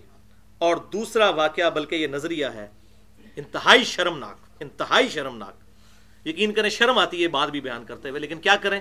یہ بھی دیوبند اور بریلوی مکتب فکر کے مشترکہ بزرگ ہے محمد بن باقی زرقانی المتوفا 1124 ہجری, آج سے تقریباً آپ سمجھ لیں 300 سال پہلے. انہی کے حوالے شیخ ذکریہ صاحب بھی فضائل اعمال میں, فضائل صدقات, فضائل حج میں دیتے ہیں. انہی کے حوالے احمد بریلوی صاحب بھی دیتے ہیں. انہوں نے یہ بات لکھی اور ان سے احمد بریلوی صاحب نے اپنے ملفوظات میں نقل کی, اور ملفوظات ان کے بیٹے نے جمع کیے جو 1981 میں فوت ہوئے ہیں, جن کو مفتی اعظم انڈیا کہا جاتا تھا, مصطفیٰ رضا خان نوری, جن کی وہ نعت ہے بڑی مشہور, تو شمع رسالت ہے عالم تیرا پروانہ. انہوں نے اپنے باپ احمد بریلوی صاحب کے ملفوظات جمع کیے, اور یہ ملفوظات اعلی حضرت .net جو بریلی کی اپنی ویب سائٹ ہے اس پہ بھی رکھے ہوئے, اور یہ ہمارے جیلم سے بھی بک کارنر والوں نے شائع کی ہے. ملفوظات جلد 3 صفحہ 249 پہ احمد بریلوی صاحب سے پوچھا گیا کہ آپ کہتے ہیں کہ شہید بھی زندہ ہے, اللہ کے ولی بھی زندہ ہیں, اور نبی بھی زندہ ہیں قبروں میں, تو ان کا فرق کیا ہے؟ انہوں نے کہا میں تو دسنا نہ فرق, ساڑھے بزرگ دس گئے ہوئے نے. اور بزرگ یہ اچھا یہ دیوبندی بیان کر کے کہتے ہیں دیکھو یہ احمد بریلوی کیسی باتیں کرتا تھا, حالانکہ یہ احمد بریلوی صاحب کی اپنی بات نہیں ہے, یہ بات محمد بن باقی زرقانی کی ہے جو دیوبند کے بھی بڑے بزرگ ہیں, لیکن 2 نمبری کرتے ہیں, ان کا نام نہیں لیتے. ان کو پتہ نہیں ہے تو اب وہ اپنا پیٹ ننگا ہو جائے گا نا. تو ہم تو بھائی ادھر روٹی کھانے کے لیے تو نہیں بیٹھے دین سے, ہم تو حق بات کریں گے کہ یہ ان سے نقل کیا. مذہب بریلوی اگر لکھ کر مجرم ہے تو بڑا مجرم تو وہ ہے جس نے یہ انجیکٹ کیا ہے عقیدہ بدعت پر مبنی. تو یہ وہ پھر کہتے ہیں, میں تمہیں سمجھانا وا, انبیاء کرام علیہ السلام کی قبروں میں زندگی حقیقی حصی دنیاوی ہے. اب یہ دنیاوی لفظ کہاں سے؟ ہاں یہ کہہ دیتے حقیقی حصی برزخی ہے, جسمانی پلس روحانی برزخی ہے. بالکل ٹھیک ہے, ہم تو یہی کہتے ہیں دنیاوی ہے. اور اللہ کہہ رہا ہے وَلَٰكِن لَا تَشْعُرُونَ, تمہیں شعور ہی نہیں ہے. دنیاوی ہے تو دنیا کے پروٹوکول تو وہاں ہے نہیں ہے, سانس یہ تمام معاملات وہ میں پہلے بتا چکا.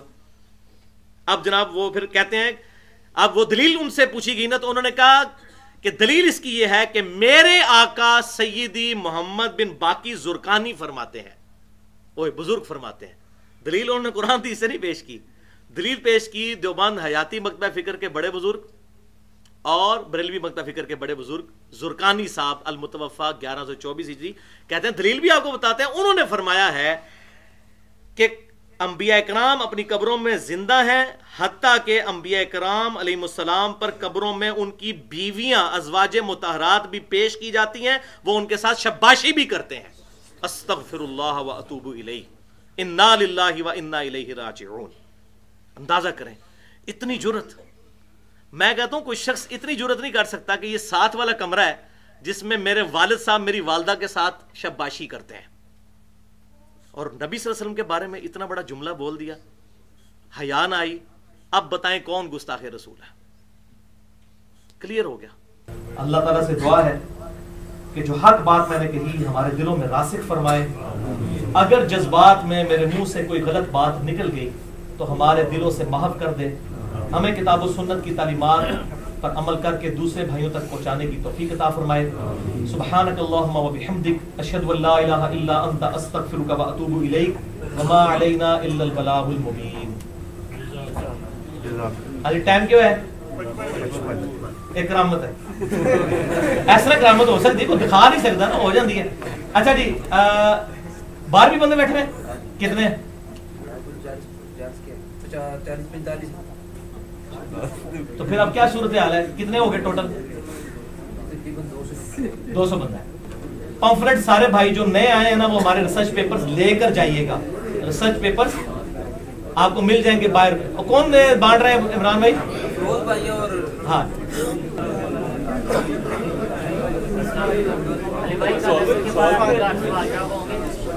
ہاں جی, تمہارے والے دن تو ہوتے ہیں. ابھی سوالات ہیں.